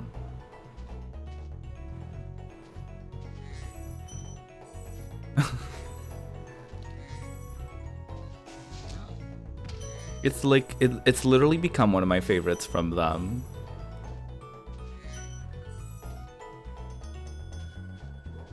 Your 23 beautiful sons. Aww. Have you seen the NCT 2021 stuff? I think in a weird turn of events. Wait, if you haven't seen it, I will not say anything else. Hold on a damn minute. Let me wait for your reaction to that.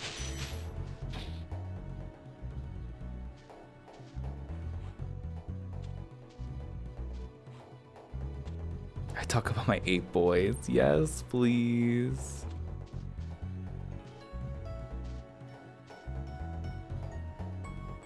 No, they just released a teaser, like either earlier today or yesterday.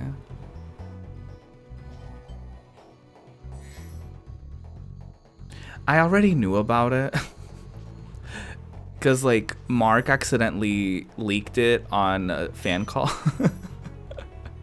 I didn't want to tell you because I thought you already knew. Because as far as I got it, like my impression was like fans were kind of like, yeah, it's happening. That's totally happening. Mork. Yeah, he fully leaked it to a fan. Like someone, I get a lot of fan calls on my timeline on TikTok. So in one of the fan calls, someone just fully asked him, and he was like, yeah. And they were like, the fan looked surprised and it was like, oh. It's like, was that not out? And they were like, no. It was like, well, I guess I can't take it back now, so there you go. It was literally it was very close to the verbiage that I used. Like, it was very close. Like, I didn't quote that exactly, but it was extremely close to what I said. So I knew already. And then like yesterday or something, it came out, but not everyone is in it, Spin. In a very odd turn of events, For NCT 2021, there's only 21 members in it out of the 23. It's kind of creepy how it just happened like that, but yeah. While stays are in every fan call like repackaged, and they're like, please stop. Oh my god. Yeah, Lucas isn't on, and neither is Win-Win, because I think he's filming a drama. And people were like, good for him. Like, did y'all really think he was gonna stop his solo activities to rap for 2 seconds in a song? And I was like, oop, damn. I was like, that's a real fan right there. Like, shit.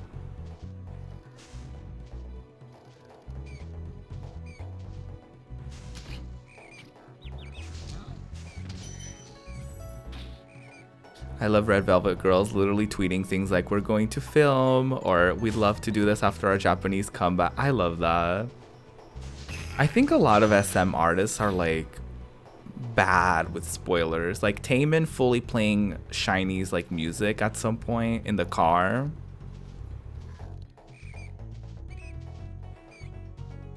I think Key already talked about like he was going to do a solo comeback for like the longest time too. Like the SM girlies are like really bad at like spoilers. I think the company probably encourages it at some point to be like, oh, pretend like, you know, you're spilling it out and it's like planned, I guess. Or maybe they just don't care. Because it's publicity anyway, so they're probably like, who cares?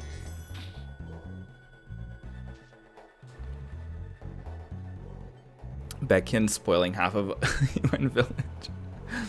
I did hear about that. Lino scared me because he started talking about touring last week, and I was like, I just miss hotel breakfast. That's funny. That's something I would say too.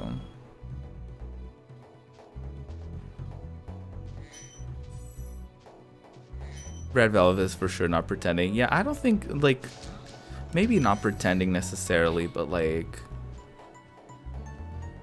maybe they have a leeway to kind of spoil a little bit, just like not too much or whatever. I don't know. Or maybe like the longer that they are like active, the less that they care, because they're like, okay, what are they gonna do about it? Are they gonna cancel my comeback? No, they already paid all that money for the video, so you know what I mean? I feel like at that point some of them are probably like, we're promoting, shut up.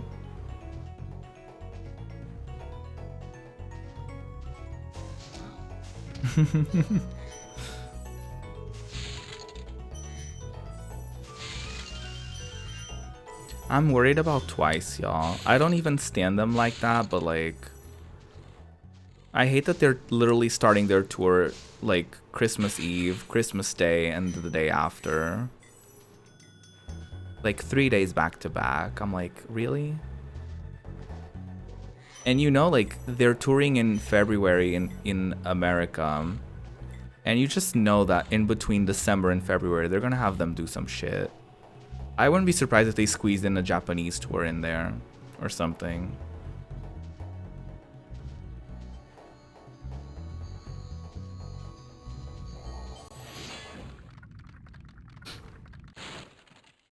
Best message I got from this bitch, he was like, please, I need an answer, it's urgent. And then asked how to clear his space because Kakao Talk took half of his space. I'm screaming.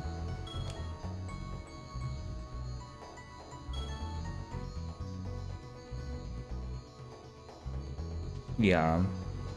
I get worried because like I haven't watched their documentary, but I've seen stuff about it where like they were crying and like some girlies were having a hard time because it was like they were too busy, and I'm just like, really?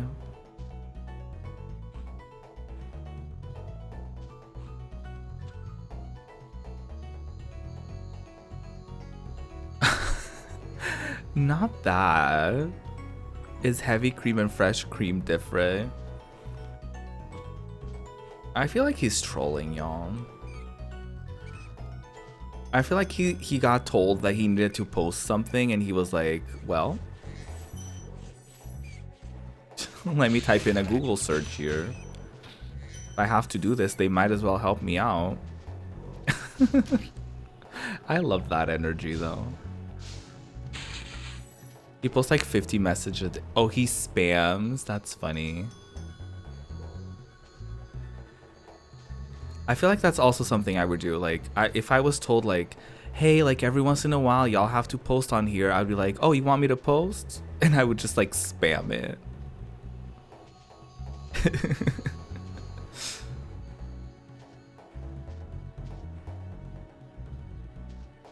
And then like a manager goes back to me and they're like, why are you posting so much? I'm like, well, didn't you tell me to post? I'm just very passionate about my fans. I feel like I would be that type of like asshole.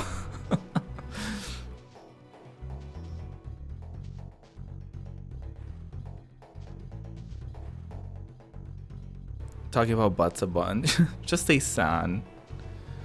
Just say San from ATs. They were literally doing a V live and San was like, I like butts. And he was talking about Yuno's butt, Songhwa's butt. Songhwa smacked his butt. Just quirky things. Apparently ATs also has a ban on specifically San, I guess, from jumping. Because I guess he jumps a lot when they're doing stuff. And apparently people were saying that it's unprofessional. And like the company was like, you need to stop doing that because people are getting annoyed. No mafia in the dorms. You just know someone punched someone for a fucking mafia game. You just know that, right? You just know that two of them got in a fucking fist fight over mafia. That's why they're not allowed to do it anymore.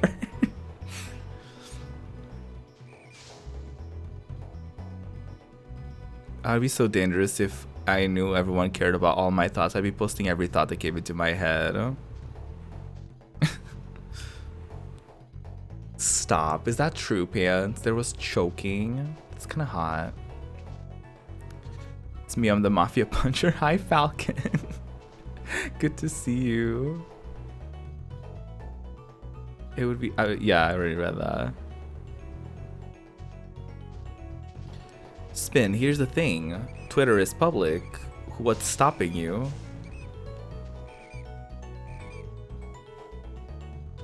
Choking probably was me, actually. That's kind of hot. I love saying that as well, like, and then y'all just yell at me at like 3 a.m. Like sometimes I'm even saying things that are I don't even think are hot, but just because I think it will be funny to say. And choking is one of them. I don't actually find choking hot, but I like saying it because I think it's funny.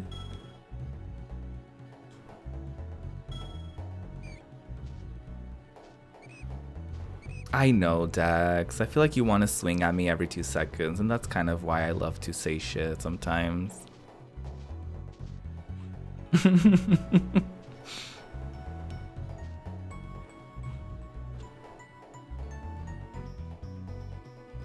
I will draft an entire thread, and then the second before I post, I think to myself, no one cares. Spin, if there's something that I learned about Twitter, is that whenever you think no one cares, people will care, and then whenever you think it's gonna be fun and everyone's gonna like it, that's when no one cares. If I'm gonna be honest about my Twitter experience, it's very that. It's like when I'm posting some shit that I don't care about, or like, not that I don't care about, or like just a random thought or whatever, it like pops off, and I'm like, well, great. It's like I did. I was like, I tweeted about the percentage thing. I was like, fun fact, you're actually top 3% if you have 10 average viewers. And like, streamer Twitter was like, oh, let me share that to everyone I know. Meanwhile, I'm like, here's a new video, and it's crickets. That's fine. That's totally fine. What's stopping me? Yeah, I already read that.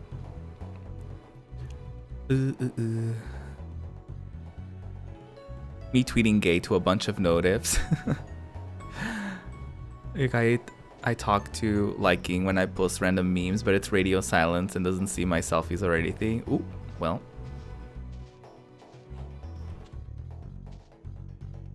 Maybe it's the times where you're posting, because I also noticed that, like, have y'all ever done that thing where like, oh, I'm gonna save this post for like this specific time so that more people see it, and then it doesn't work, and then you post it at like, and then you post something random at like 3 a.m. and then people see it and you're like, well, fuck.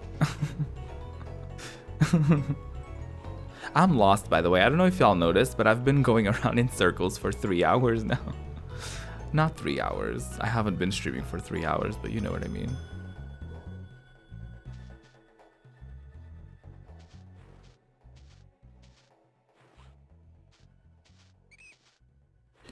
I want to be the very best that no one ever was. And I also want to be that person that doesn't care about that shit, you know? Like, I really do want to become that person that, like, doesn't care about, like, the right time to post or anything like that, and I just kind of, like, do whatever I want. But sometimes I don't know what do whatever I want means for me, because I'm like, what do I want? Like, what, you know? I've been streaming for 24 hours. Surprise. What are you trying to do? I'm just trying to, I don't even know. I'm just trying to get to somewhere new, but I feel like I've done everything I had to do. 3 a.m. is, should I edit this picture so my left nipple is not showing? And I'll die on that hill. I don't think I've ever shown my nipples on the internet. That's an interesting sentence. They all got out of me. I think that's an interesting thing that I have said on this day. Oh, this is, I think, what I wanted. There you go.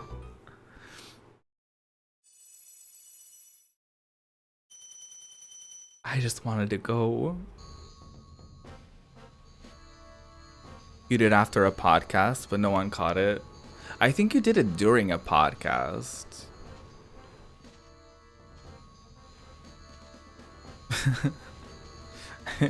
I think you did it during one of the episodes. If I'm not mistaken.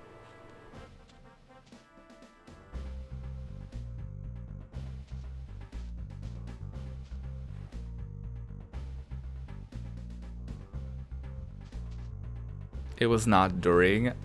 I don't know, because I do remember you mentioning something after, but I think it was either like when I was watching it back or something. I was like, oh well. I don't know if you watched it back, so maybe you would know better than I do, or remember it better than I do. That's what I meant to say. Did he just flash his hole?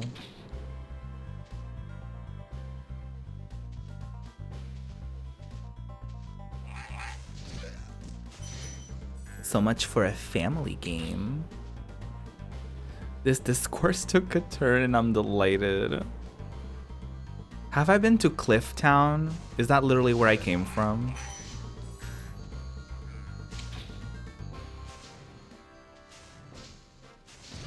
They moon me. Well. Another one of my favorite moments ever from was when and I know exactly what she meant, but I feel like Trixie was kind of like, what the fuck are you saying? Like, Katya was saying, like, something along the lines of, like, isn't it wild that men are capable of going to the moon, yet I'm single? And I thought it was one of the funniest things I've ever read, I've ever heard. And then she said, like, put on men in my moon. And that's when I fully lost it. But I don't think she worded it like that. So I think Trixie was kind of like, what? And then she said that. And then I think that's when Trixie laughed. But I knew exactly what she meant, because I think she phrased it weird. But she basically meant, like, how come men have been to the moon and yet I'm single? You know, like, how come some people are capable of literally going to another planet? Oh, well, not a planet. The moon is not a planet. But how come people are able to go into outer space and then I'm not even capable of getting a boyfriend? That was kind of the vibe. Spin, have I been here? Did I just come from Clifftown? Men keep going to the moon, but I can't get a man to moon me. Now, I can. I just choose not to. The unfortunate realities of me being attracted to men, thinking that they're a top, and then they send me an ass picture. And I'm like, well, that's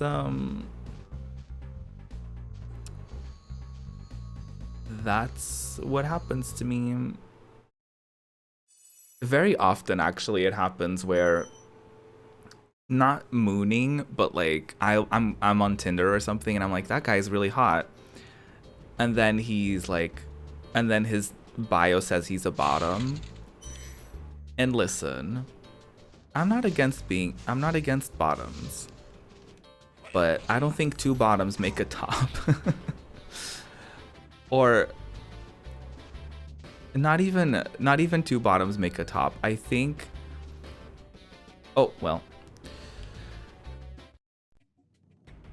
I don't like when people label themselves as a top or a bottom. That's kind of a pet peeve of mine, because it's like, that's gonna put pressure on me to do what you don't want to do, or what you're saying that you're not into or whatever, when I feel like I want someone who's kind of like open-minded in that regard. And like, you know, are you a top or a bottom? I don't know, depends on the day, depends on the mood, depends on what we're doing. You know what I mean? It's just like,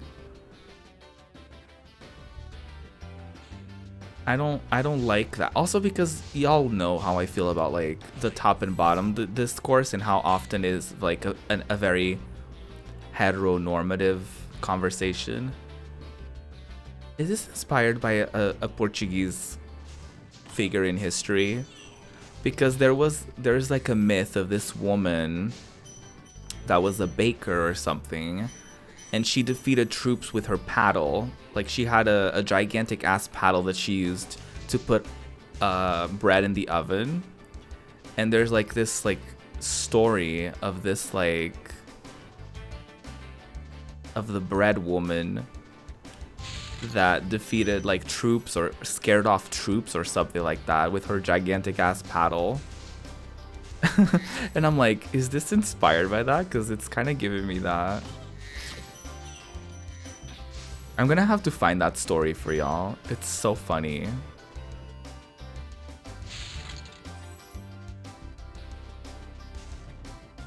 Well, it's not necessarily funny. I don't find history funny, but but there's just so many like urban legends and myths and shit like that that I just find funny, I guess. Like, as a concept, I don't know. Fucking rat.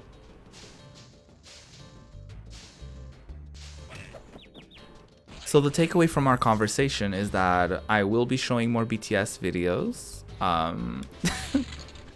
Instead of just clicking on things that I think y'all will like.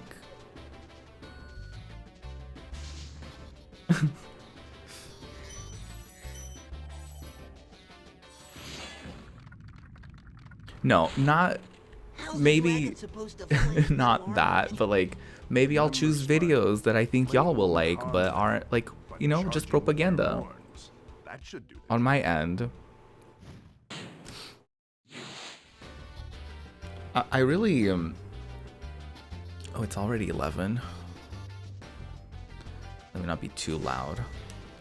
But I am excited for Discord to have the YouTube integration, because I really want us, like, I would love to have situations on Discord where like we make a cute little like collaborative playlist where like maybe I choose a song and then we all take turns to like choose what song is gonna play next or something, you know? Or if we're watching like funny videos, we can all like contribute to our own, like with our own like propaganda or with what we find funny or something like that. I already thought of ideas as well to like do song association where like everyone contributes with a song that like fits that word or that theme or whatever. I already thought of like some cute ideas for that. I don't know exactly how it works, how it's gonna work, the integration, because why would I? I don't work for Discord, but I think it would be really cute. If it's anything like the mobile app, like when you're doing like, you know that thing when you're like casting YouTube to a TV and like everyone can like, as long as they're connected to that Wi-Fi, like everyone can queue up videos and stuff like that. I think that could be really fierce if it's something like that. Because I would really enjoy that.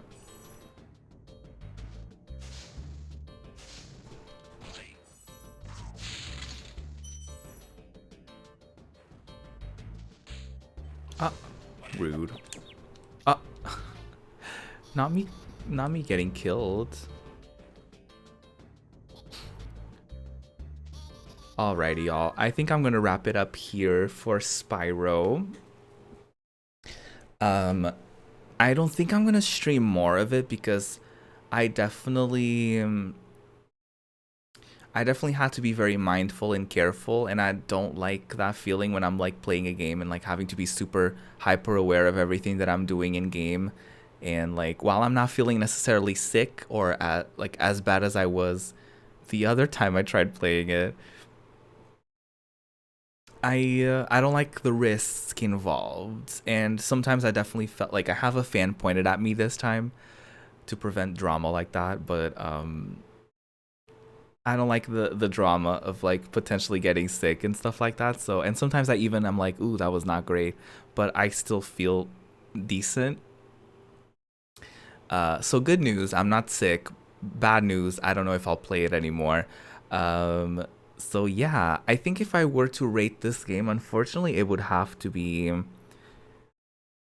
I think it would have to go on like the 6 spectrum, because like the game is cute and enjoyable, but it does feel a little bit like repetitive. Like I feel like I haven't, you know, I haven't gotten like new features or anything, and I'm only in World 2, but I do like the setting differences and like how different the enemies are and stuff like that. But it's a pretty straightforward concept. Like it's not necessarily doing anything like, you know, out of this world or whatever, and it doesn't have to.